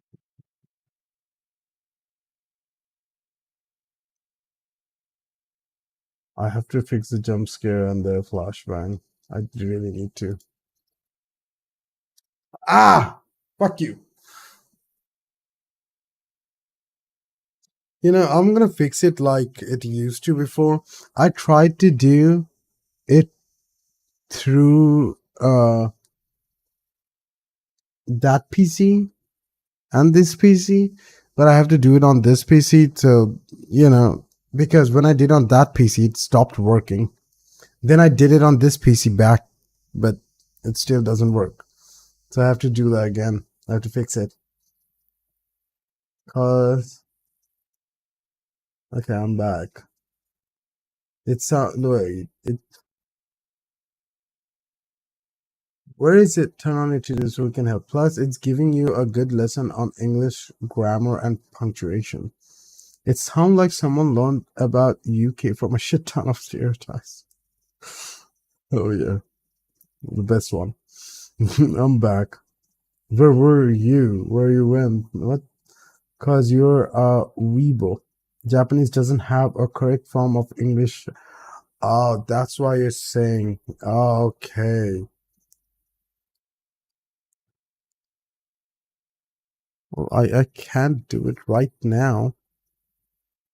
So I don't have my heartbeat monitor as well. It's so sad. Okay.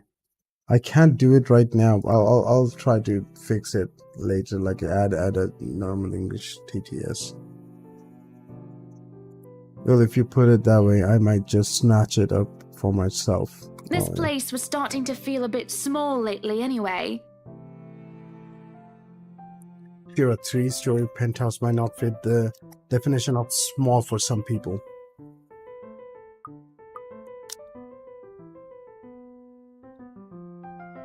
Come on, I want to read the next one before I drink. Okay. Or maybe a lot of people.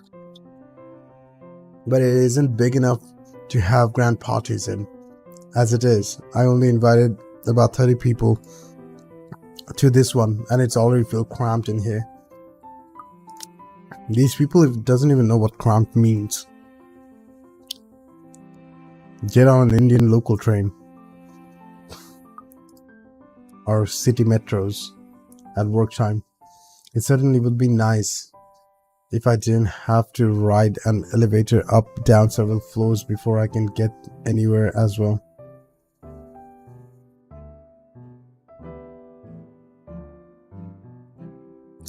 All looks would and not mine.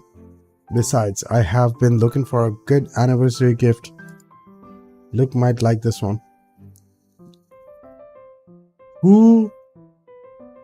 I want to drink. Drink what? Who gifts a mansion in their anniversary? What kind of rich these people are? Where is he anyway? October 21st, Friday. Oh my god, I see. Oh my god. We're here. This is when she got the thing.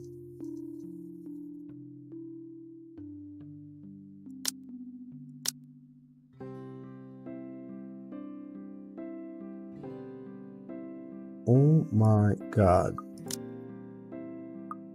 Wait.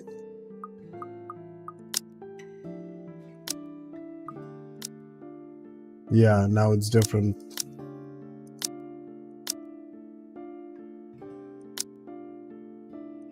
Is it? No, it's not different. Wait. I'm confused. I thought I'll change profile and this is gonna change.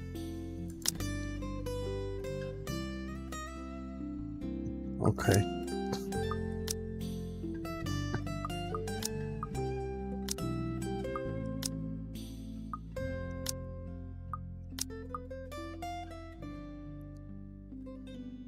Why she got a boost for Zachary and down for Rebecca? And Ashton. Wait. I'm looking at the wrong person. Yeah, this makes more sense. Down on Luke. Okay. We don't even know these people yet. By the end of the thing, she knew every one of these people. So I'm guessing she's gonna know everyone as well. And then Zachary, Marianne, Rebecca, Ashton, and Luke. Huh. Am I gonna play? Looks like each person. It ended so weirdly though. I want to know what happened. Luke is dressed to the nines as he usually is, and he looks ready for whatever the day will throw at him. His butler and valet wait at his side, just in case he is as ready as he looks. Sorry, the demon came in. Excuse me. Oh, sure, that is normal. What is confusing me is the fact that he is won his way out of the penthouse, considering we won't have anywhere to go until much later. Where are you going? I am to attend the Triad Autumn Tasting. I do believe I informed you of this 2 weeks ago. Yes. And might I remind you that I had stricken that off your schedule? Because 1, the doctor told you to stop consuming so much alcohol. Is that what you're talking about, Ghost? You want to drink some alcohol? And 2, I informed you a few days ago about the open house we are going to attend in its place. I've even found this marvelous interior designer, Mary Ann McCullough. Isn't she Marianne, not Mary Ann McCullough? It's a 3.5-hour drive to Cardiff. I don't have time for this. Cardiff. This is UK. See? I know Cardiff just because of Euro Truck Simulator, but anyway. I don't have time for this. This is like that little party you threw all over again. You don't inform me of it, and you expect me to stay and be a gracious host when I have business elsewhere. You know how I operate, Hana. Unless this was penciled in, I am sticking to my schedule. If I may intrude, the madam is correct. Your physician did insist you moderate your drinking, unless you wish to incur acute pancreatitis. And you did have this open house penciled in last Wednesday morning.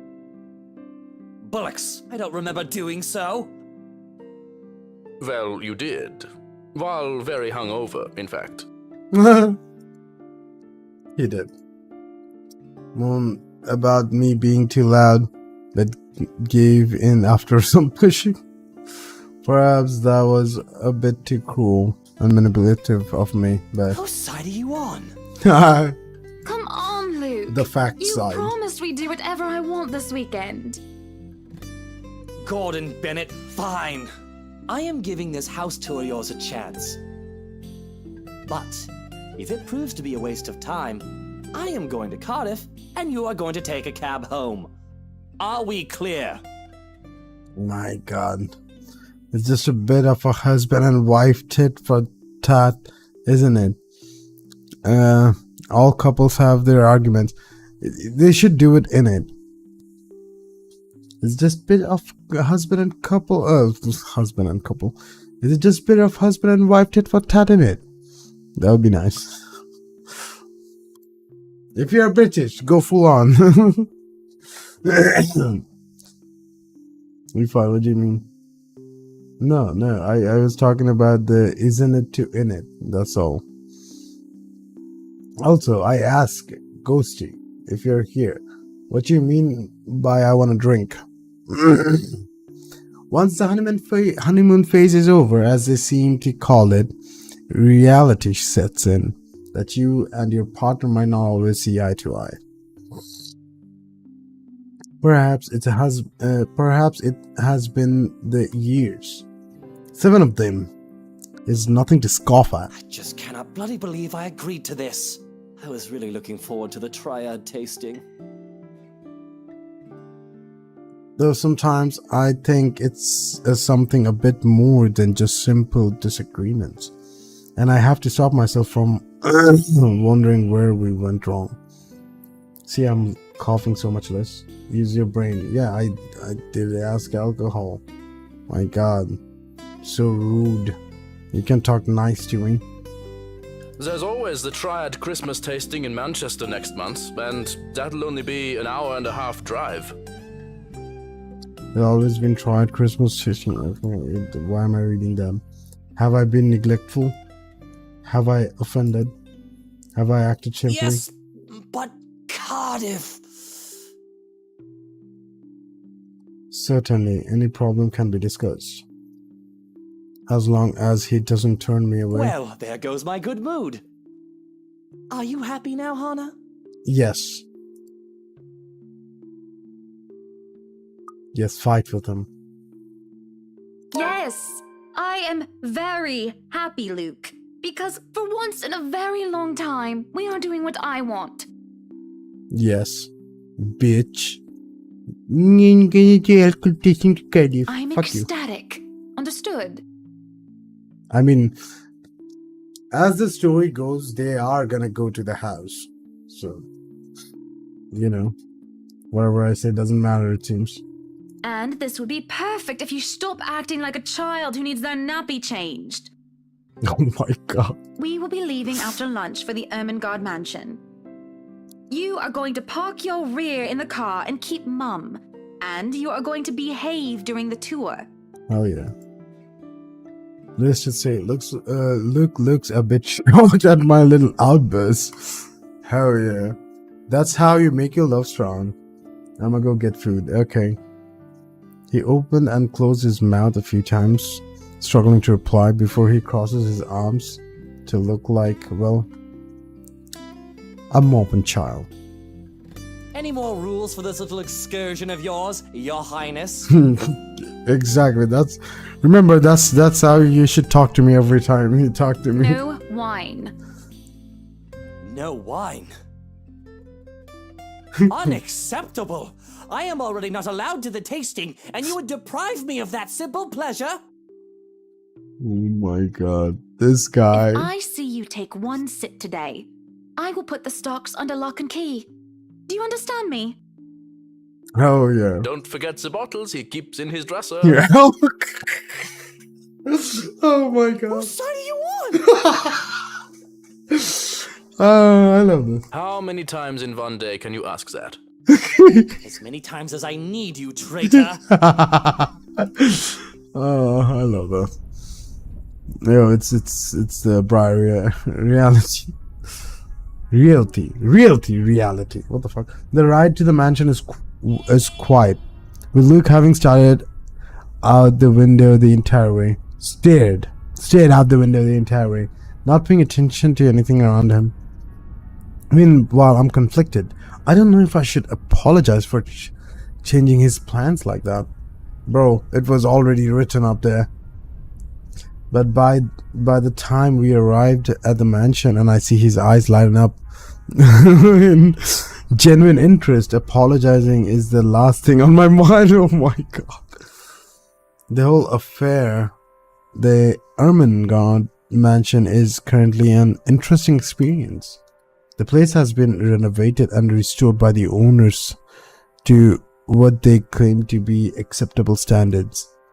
The mansion itself looks like something befitting a fairy tale or a period piece. Is it tastefully decorated and with a little bit of love and attention? I'm sure it can be a place Luke and I can call home. And a number of other prospective buyers that have come from a powerful and wealthy of Luxbourne certainly did not disappoint, marketing this estate as prime property. The Lees are amongst the group. Oh, the Lees, yes, the police who went to the Rose woman. Oh, poor Rose. And I saw a few other notable faces, though I did not really feel like mingling. Unfortunately for every one of them, the Wrights are interested in buying. What's been bugging my mind, however, is that Isabella human. What is her problem? I don't quite understand what is happening. One moment she's scrambling to give us the paperwork to finalize the sale, then she's panicking over some sort of prank letter or another. The second thing on my mind is how touchy my darling husband is being towards the poor dear. Oh my god. I cannot even plaster a smile on my face, a horrid scowl taking its place. There is no way I can pretend nothing is wrong as I hum. And I'm sure little Lily here would certainly appreciate it if you remove your pretty hands from her, darling. I'm gonna go get some. I read that. Why I thought that Ghosty wrote something else. Oh my god. I'm gonna scratch my dry skins, of course, while I do this. He's quick enough to detract his hand, which is all that the girl needs to, well, for a lack of a better word, escape. I think I need to step out for a while. I'll be back. Take your time, ma'am. Her partner follows, shouting after her without hesitation. There is an awkward air among us as we are left in the wake of whatever that was. This is cool. I'm gonna get multiple perspective to this story. I like this. If I get a news that the Isabella died, that would be that would be something. The other murmurs and gossips with each other, speaking of the poor draft girl and telling the tale to whoever he was not audience to the act in the first place. It doesn't take too long for the woman Rose to return and pull aside and into the study for what I rightfully assume a damage control. It was damage control. Rose invite Marianne into, hoping to apologize to her as well. But the woman refuses, saying she's not one of her clients anyway. That leaves myself, Rose, and Luke. The last. Excuse me. The last, all too eager to make himself comfortable in a situation he's no doubt already claimed as his own. I can't apologize enough about what just happened. Please forgive Isabella. She's been under a lot of pressure lately. She's young, and all those rumors about this being haunted just got to her head. And it must be this terrible heat, too. Not a drop of rain for days now. Can this happen in UK? Oh, it's fine. The poor girl must feel so embarrassed about what she just did. But I say, let bygones be bygones. After all, she's only a child. Oh, a child, innit? Luke plus. Hell yeah. He got mommy issues.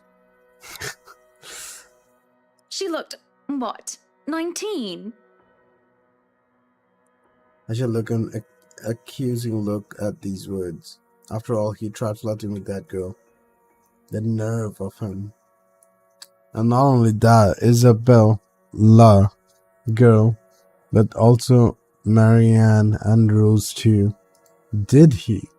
What kind of husband would think that it's even a remotely good idea to make moves on 3 different women while his wife stands there? Did he drink while I wasn't looking? She's a bit older than that. But again, I apologize.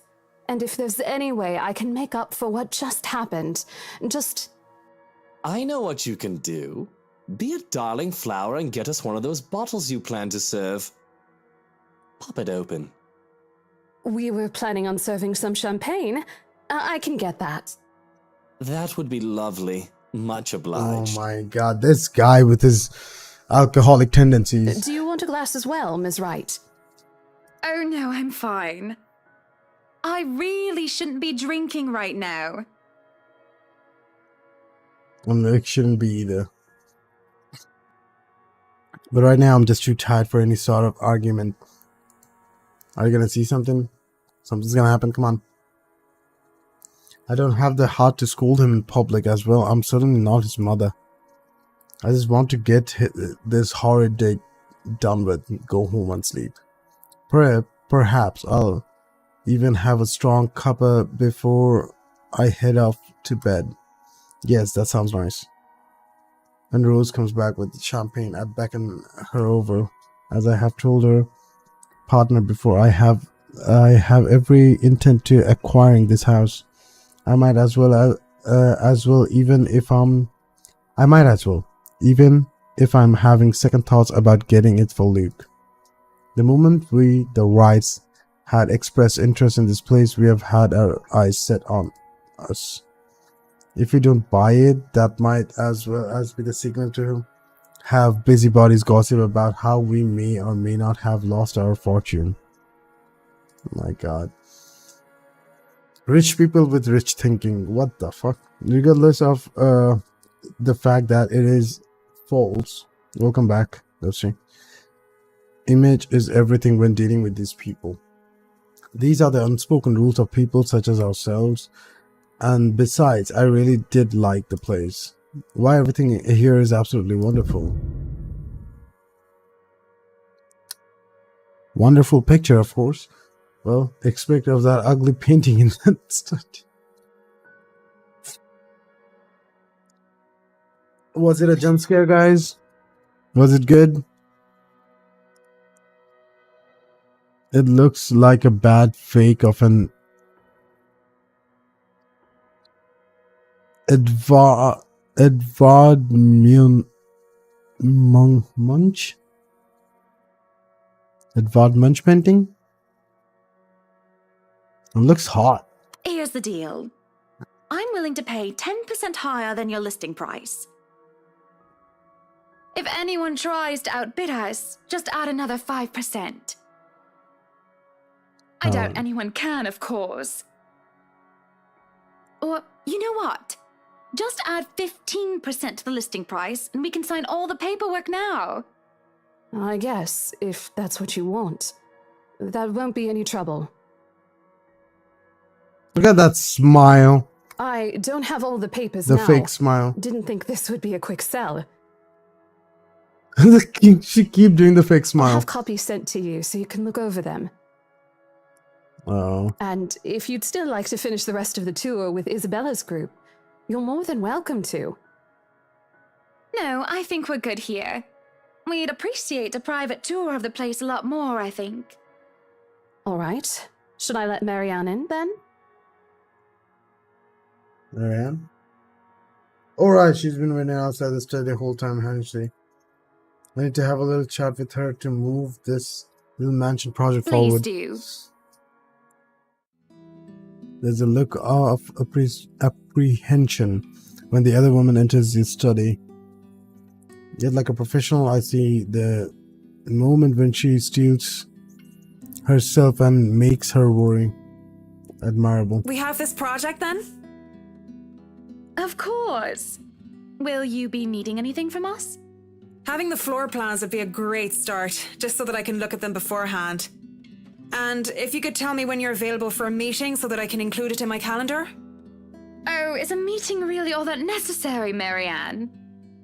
I guess we can send Johans to help you out. You two can start by getting rid of this ugly painting. I don't get it. Is this a jump scare thing? I mean, there is not much sound other than boom, boom, boom, boom, boom. I don't know. Is this they're trying to jump scare or something? It's hella cool. I like it. Ghosty, when you played, did you get jump scared by these? When it comes to art, it can capture one's mind. We're not really. Okay, cool. A hush falls upon the room at my request. What painting? And lo behold, the painting is gone. In its place is a mirror stand, which leaves me to look at my own confusion expression. Odd. Well, no matter. She started seeing it too. Yes, that would be fun. Back to the topic at hand. Marianne, dear, we are simply far too busy to meet up. At this point, I want everyone to have the curse.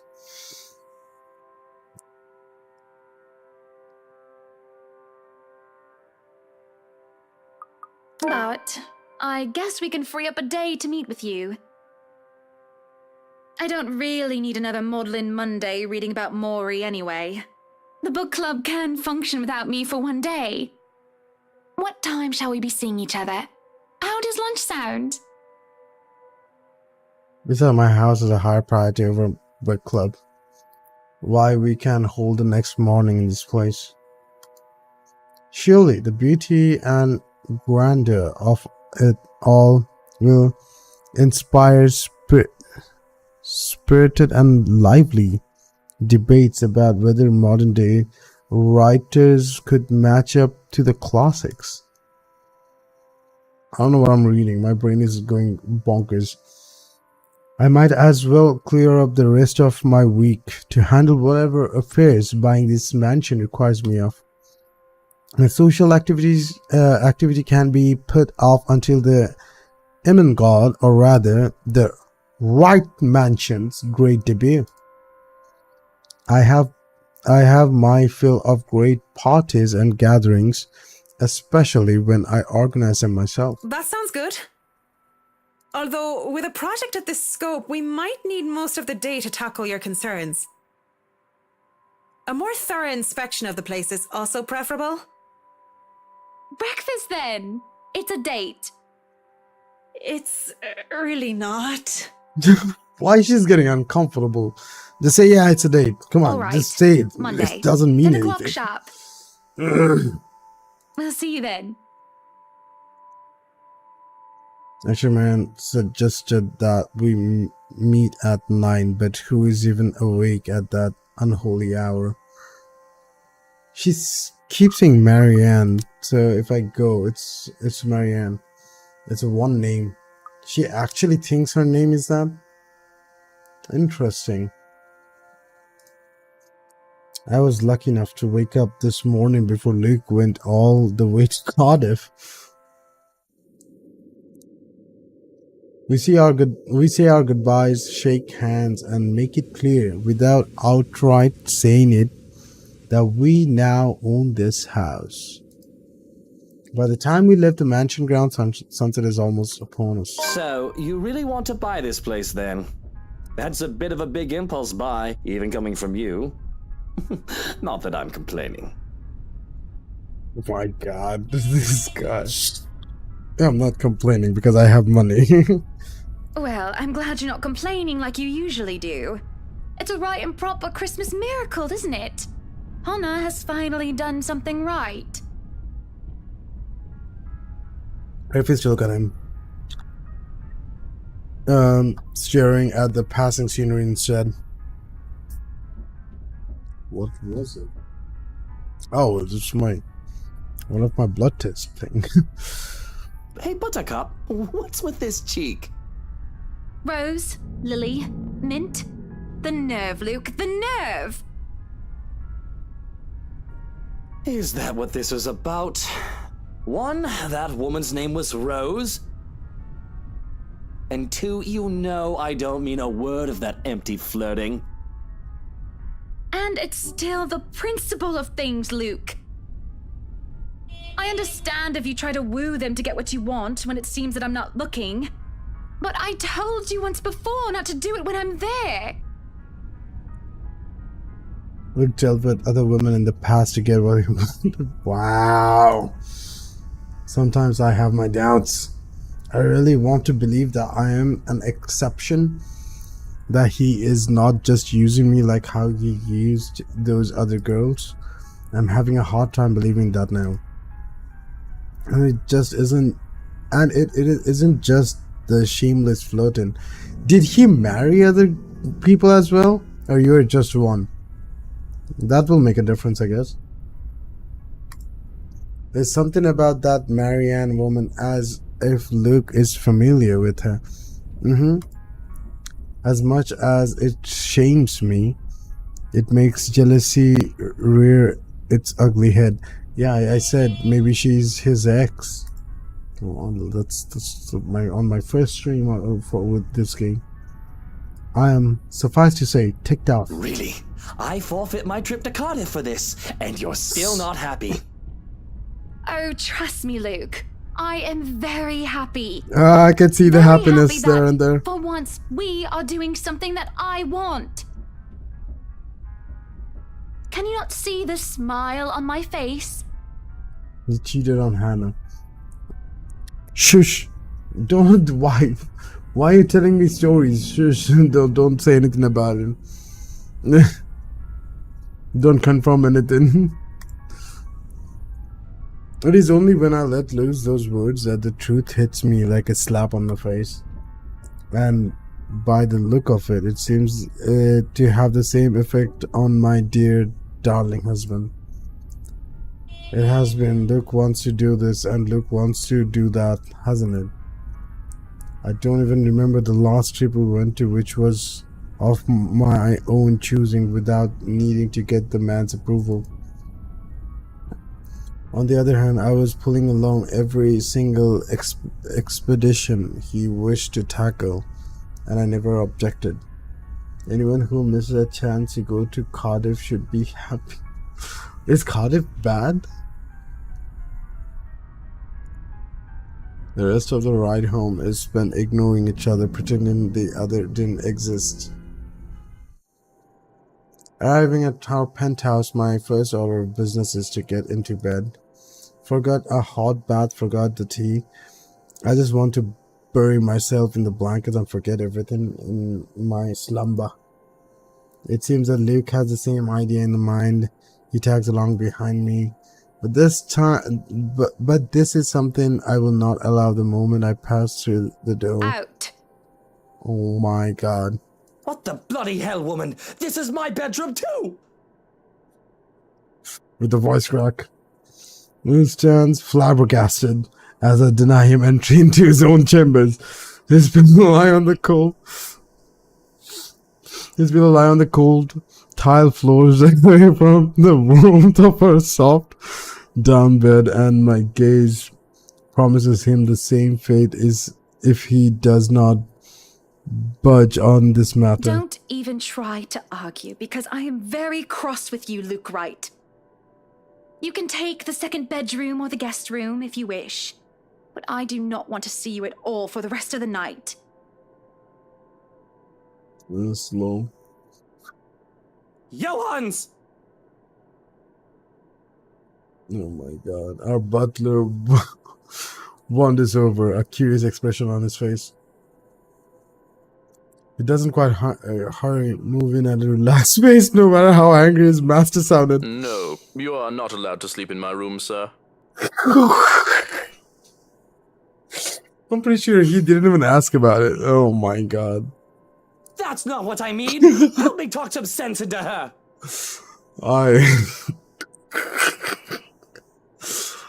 I love this guy, the butler, Johan.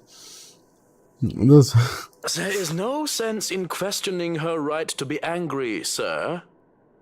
So, if I might be excused, I'll go prepare the second bedroom for you.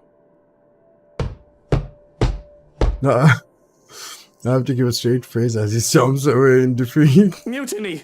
This is mutiny! Oh, yeah, I love this guy. The system is being upturned, and the people are rioting, and everything is left asunder. This is a proper king.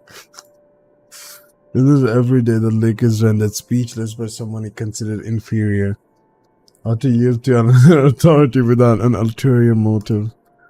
His pride just won't allow it. I do keep telling the man to treat his people better. He may throw whatever fit he wants, but he will not be getting his way tonight. God damn, poor guy.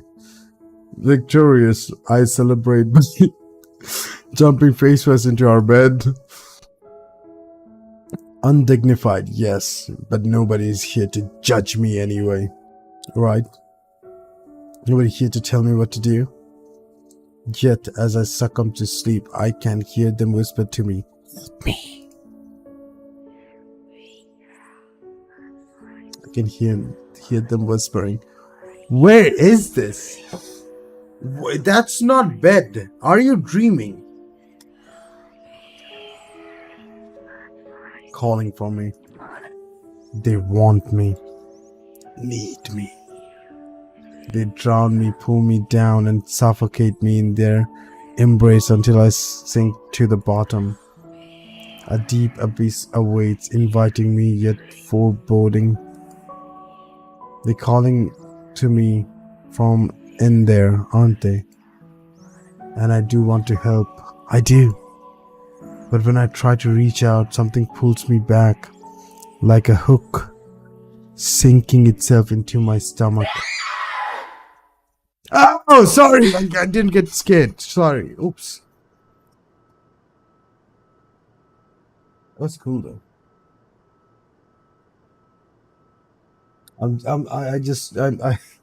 It's so funny. I can say replay on my screens. I've been reading for 4 hours now. Damn. My grandma would be so proud if she didn't die. Damn. And I break through the surface with a grasp. Alone in the bed without Luke to hog the covers. I am swatched in cloth and slicked with sweat. Swatched? What is swatched? Swatched. Yeah, Pono, that's a record. That is a record. It takes me a while to untangle myself and kick them all off. So, I see. That makes more sense. Both the bed and I are a right mess by the end of it all. But I'm more than eager just to get up and go out for some fresh air.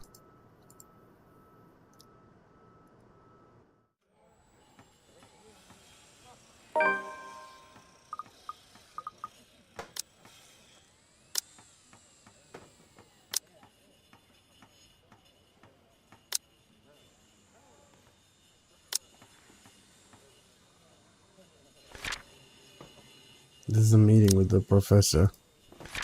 This is the day, yeah, she died. It's 23rd. It showed 23rd, right? So this is the day she died? At night, it showed. These days past, gone. The days past had gone by a blur. I hadn't talked much, Luke and I, outside of necessity. In fact, we hardly talked beyond the topic of acquisition of properties. Properties being the mansion, obviously. Everything has been so busy that I haven't talked to anyone outside of business. That is just so stressing. So, one can understand my need for a good chat, preferably over a good meal. There are times when any decent, emotionally healthy and socially capable person need a good friend. One who will talk to them without the conversation degrading or turning into an argument, or barring a nearby friend. I have an interior designer under a confidentiality agreement to listen to me. Up, higher, come on now! The place is bustling with movers carrying furniture here and there, along with several trunks of personal belongings taken from our penthouse. So they're gonna stay here like proper now? What? I thought they're just doing the interior designing thing. I can hear Luke barking at them at the other room, making sure nothing is handled carelessly or gets stolen. Careful now! Oh I my know your god. pictures are framed by cheap plastic, but those are framed by African blackwood and are one-of-a-kind commissioned paintings. Oh my god. I don't even have pictures in my house. Oh, I do. No plastic frame though. Wooden framed. I don't need pictures. Oh. Each one is easily worth a lifetime of what you not make. It is hard to turn him out. The walls did not do a good job muffling him at all. But then again, it is like I would still hear him ranting even if we were on the opposite side of the mansion, and I'm wearing earplugs. I'd really like to thank you for inviting me to breakfast, Mrs. Wright. Oh my god! Even here, it's Mary Ann. I'm starting to doubt myself. Is it Mary Ann like together or? But I Whatever. already ate, so I should really go back to work. Nonsense! You arrived so early, you must not have gotten a proper meal. Our butler has made a surprisingly lovely bubble and squeak. Sit, sit! I'd situate us in the dining hall, but it is a mess right now. Oh, Johans! Man in question appears, ready with the tray as he starts to set the table for us. They look brother and sister with the eye color. Not the hair though. We sit in silence as we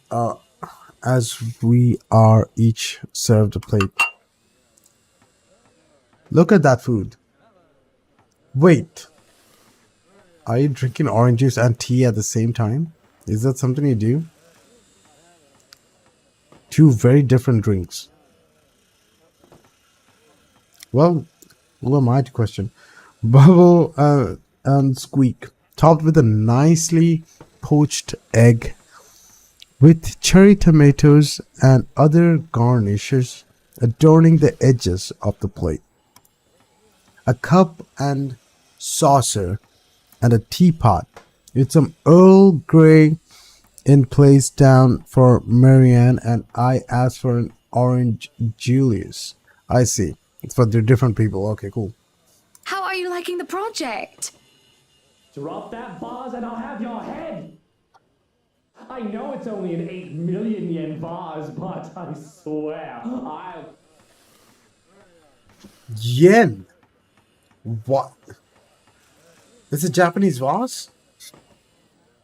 Well, it's certainly a fun challenge, incorporating the designs of a Jacobean manor and the functionality of a modern household. I have ideas I would like to suggest, by the way, about what to use the second bedroom for. I have been informed of your goddaughter and thought a kid-friendly room might be in order. You read my mind. I was actually going to bring that up. Oh, that would just be so lovely, Marianne. That way, Kylie can bring her friends over as well. What's wrong, Lucy? And a good friend of mine, Rochelle, is expecting a baby. Rochelle, So, there you go. why don't we think about putting a crib in there too? I can just imagine little ones running around, filling this place with the pitter-patter of their feet. We'd have to make sure they don't trip and fall on the stairs, though. We won't be able to finish everything up until after the party. But we'll have it ready by then, so that all we need to do is to move in the furnishings. Yes, that's plenty fine. It's not like we're in a hurry to have it. And we wouldn't want the workers to disturb the guests or the other way around, do we? Just make sure it's presentable. You know, in case a guest snoops about. Of course. As for the kitchen you wanted, I've already negotiated for the high-end stoves and the hot and cold drawers, so on and so forth. I've got a friend who is able to customize them so that they'll look like the counters we'll be replacing and fit the rest of the interior. They'll be bringing them in today. Why can't you people do anything right? Oh my God, Luke. Scratch the wood. Excellent. But no, really, how have you liked it so far? I like the game's attention to details, though. There is some attention to details you don't even need, but they've done it, so it's really cool. Oh, it has been wonderful, believe me. Everything is going smoothly, too. It has been a long time since I've worked on something on this grand a scale. Like this name. It's different, depends on who I'm playing as. It's really cool. Nowadays, everyone is about condos and flats, living in the city where every room is an identical box. Believe me, this is very refreshing. Hell yeah. We lived in a condo before this, Marianne. I didn't mean any insult. It's fine, sweetie. Look at you, all frazzled. I was just pulling your leg. Luke wanted that penthouse when we got married, and you can thank him for purchasing this place as well. She looked confused. Of course, she has every right to be. She no doubt overheard me push the estate agent into the sale, making quite the aggressive offer. She saw me sign the papers for the mansions as well. Just as I scoffed. Don't be fooled. I'm just the treasury. I wouldn't be able to make a purchase this grand without his seal of approval. I see. Oh my God, I wish Fono lived in the USA. Why are you wishing that? That's it. That's all you have to say. There's this big metal alternative rock concert. You should look at the lineup. It's called Sickney Wolf. I will. Let me finish my stream. After that, I will. Okay? So I'm going to finish the stream probably after this scene. The in their house, this scene goes on. Or this day. Let's see. No, now. Oh my God. Let me see.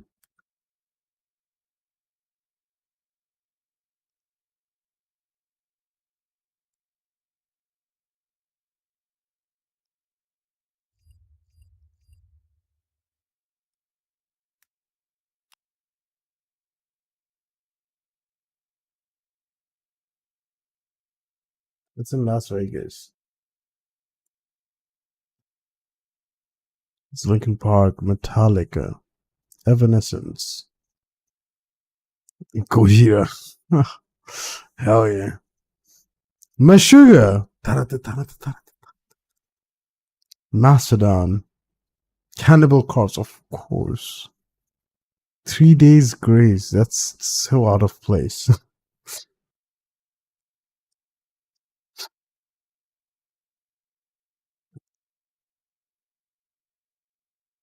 I don't even know what that is. Machine Head. Look at that. Static X. They're still around. Damn.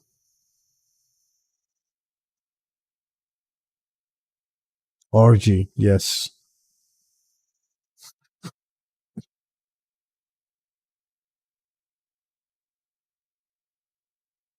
Where is Spirit Box? Come on.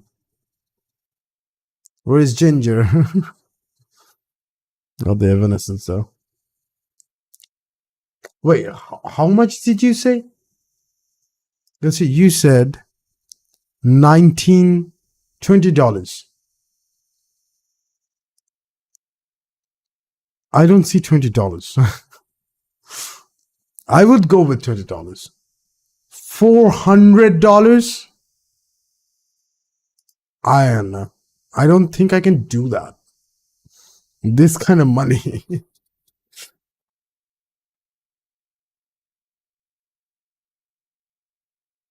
Stomach is growling. Goddamn. I need to eat now. Platinum.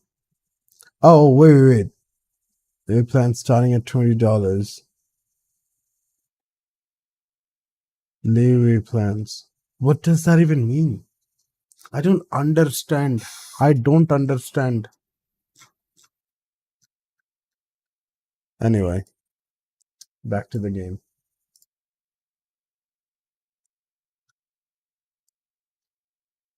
I'm definitely gonna go. When is it?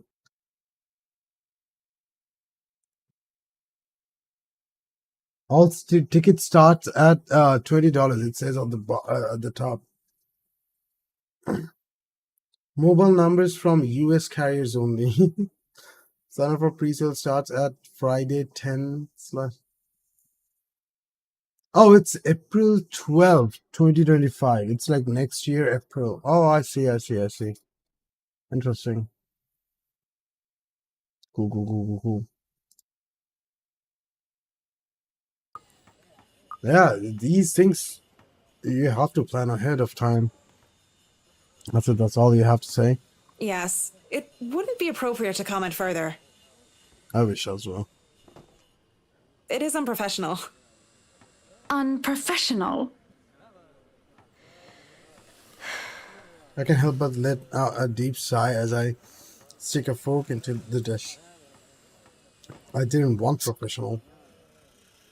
I want someone who will either agree with me, even if it's just for the sake of agreeing, or someone who will try to talk some sense into me. Usual responses are so boring. There is no discourse in the middle ground. The food is good. Best bubble and squeak. Just trying to make it make it not awkward. Of course it is. Our kitchen staff only uses the freshest hand-picked ingredients. Only the best for the rights. Mr. Shut Wright up is with your not rights. joining us? No, he is far too busy bossing people around. He even refused to join me for breakfast earlier, hence this. I see. My apologies. I really don't know what sort of response you expect to get from me. There is this clatter of silverware as I slam my hands on the table. It is frustrating. I'm frustrated. At Luke mostly. And Marianne's neutral, professional answers are certainly irksome as well. Well, that's her job. You dumb. You're a human with feelings and opinions, aren't you? Is that why you hired me? Don't give me this bollocks about being professional when we're having a nice friendly chat over a nice and friendly breakfast. I can only talk about interior designs for so long, and I detest one-sided conversations, Marianne. But I really don't know what to say, Mrs. Wright. We were talking of no topic in particular, and... Luke. We were talking about Luke. About him not eating breakfast with you? About him treating me as if I were some treasury. Didn't realize I shouted that out loud until it's too late. There is a stunned silence that settle before I slumped back into my seat. Hiding my face behind my hands, I can feel my shoulders shake. Breathe. Breath. I told myself, calm down. Breathe? Isn't that breath? Anyway, but is it just so hard?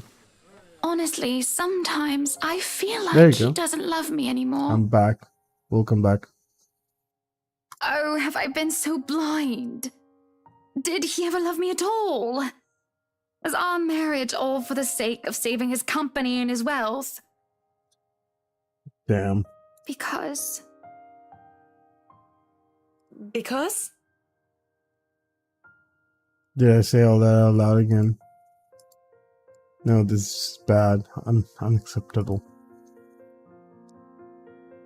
It has been rumored before, the real reason for our engagement, but if anyone were here to know this, marriages of necessities to carry on political and financial power used to be a common thing, but the even rights union is the perfect happily ever after. It was supposed to be. It is true that we first met each other in order to discuss dealing, to make the then falling Rights Enterprise as subsidiary for Evans Incorporated. Power is being pissy. If and there are lesbians just going. If my stream stops, that means the power went out. Just so you know. Just so you know. Ow, everything hurts. But I do remember being in love with him, and there was time when he said he loved me back, even if I'm not sure of what the truth is now. Either way, I don't want the right name or Evan's name dragged through the mud because of a slip up. Threaten Marianne, yes. Ask for silence. Marianne is a good sort, isn't she? So far, she has been reasonable and accommodating, even towards Luke's ridiculous requests. Patient and professional. Did it not extend to business? Or would she able to understand the things I like? This is not as simple, not as clean as they are painted to be. Oh my god, suddenly I can talk to her. Ask for I her. won't speak a word, Mrs. Wright. Hell yeah.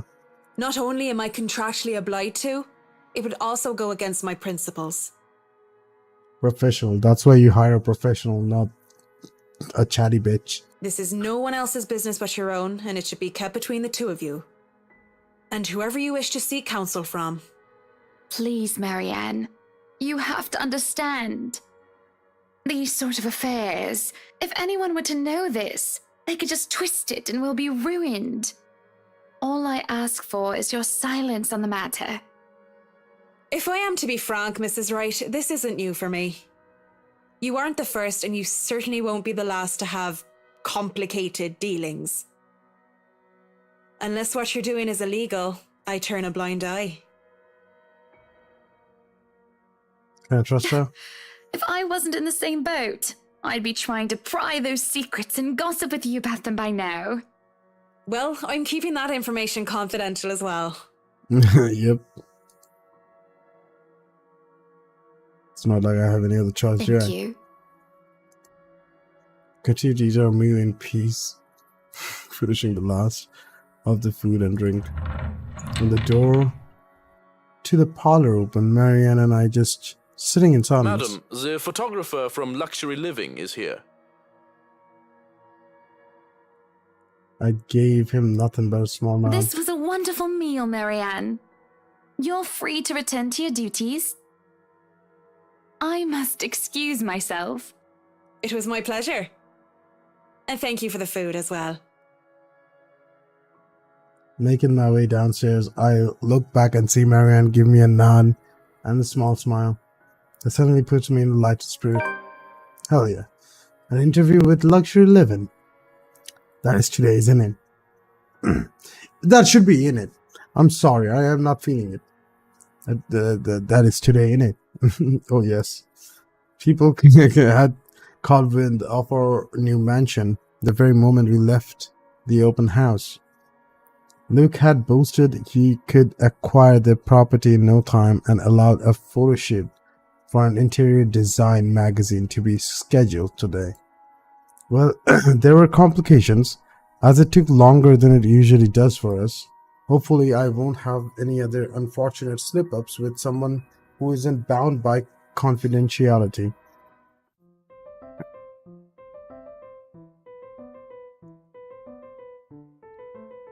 I'll end this day, why not? The mansion's ground has been one of the first thing to be fixed aside from the bedroom. This is just Jay though, we just had breakfast. Should I end my stream here today? Or should I stream a little bit more? What do you say, guys?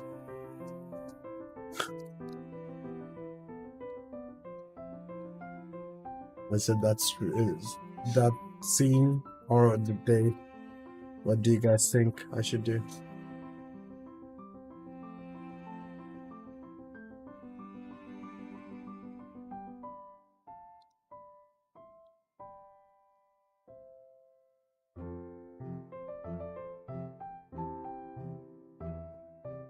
Ghosty zombie, anyone there?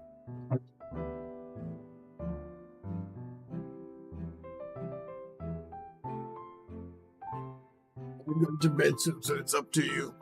I think I need to go to bed as well. My legs are hurting. Sorry. It's cool, it's cool. Then I'll stop it here. I'll continue from here. Next time I play this, I don't know. Probably tomorrow. Because I like this story. It's just a lot of reading.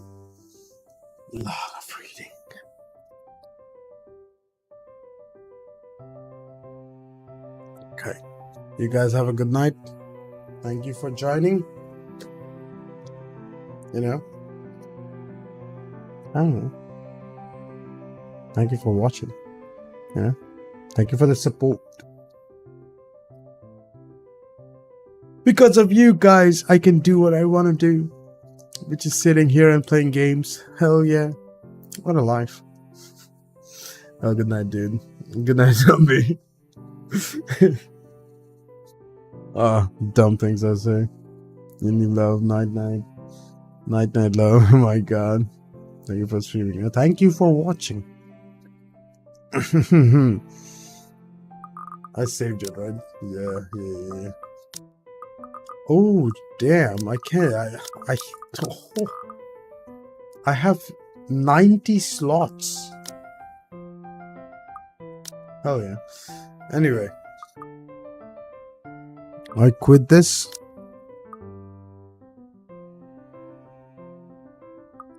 I don't want to check anything else, right?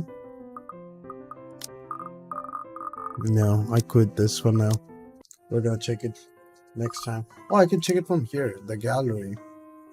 Chapter 1, 88%. Did I miss something? I got 3 things missed. How did I miss things? I'll see. I'll get those. Chapter 2 just started, so. Places like this, these are my favorite. Answer me. Do you mean Nila? I said night night love. I replied to you. What you mean?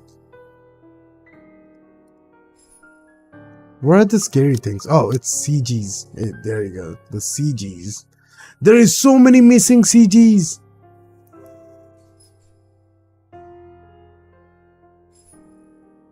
Look at that.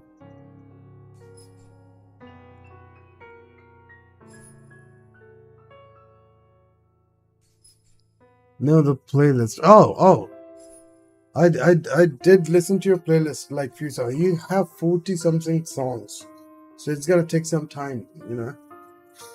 Like going through. And some of the things I even question why they're there. Some of the songs. Items. Is there a locked item? 12%. That's crazy. Okay, background. When you say 32, that means with all, I'm guessing. Huh. Okay, okay. 9% CGs. There's so many missing ones.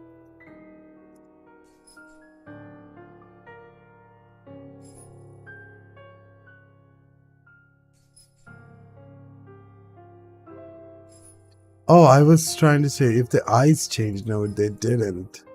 The eyes didn't change. She's a nice looking one. Tell you that. She turns to the... Oh, this is the turning. It's just an image. Anyway, sorry. Me staring at the cheese in the fridge be like...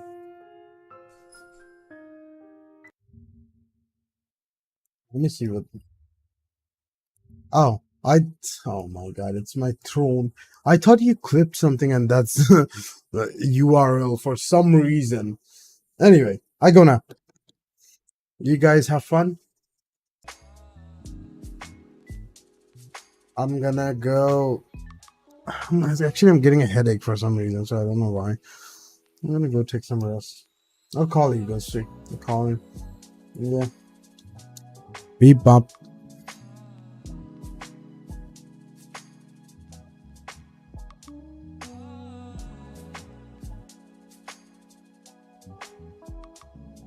Also remember, I love you guys.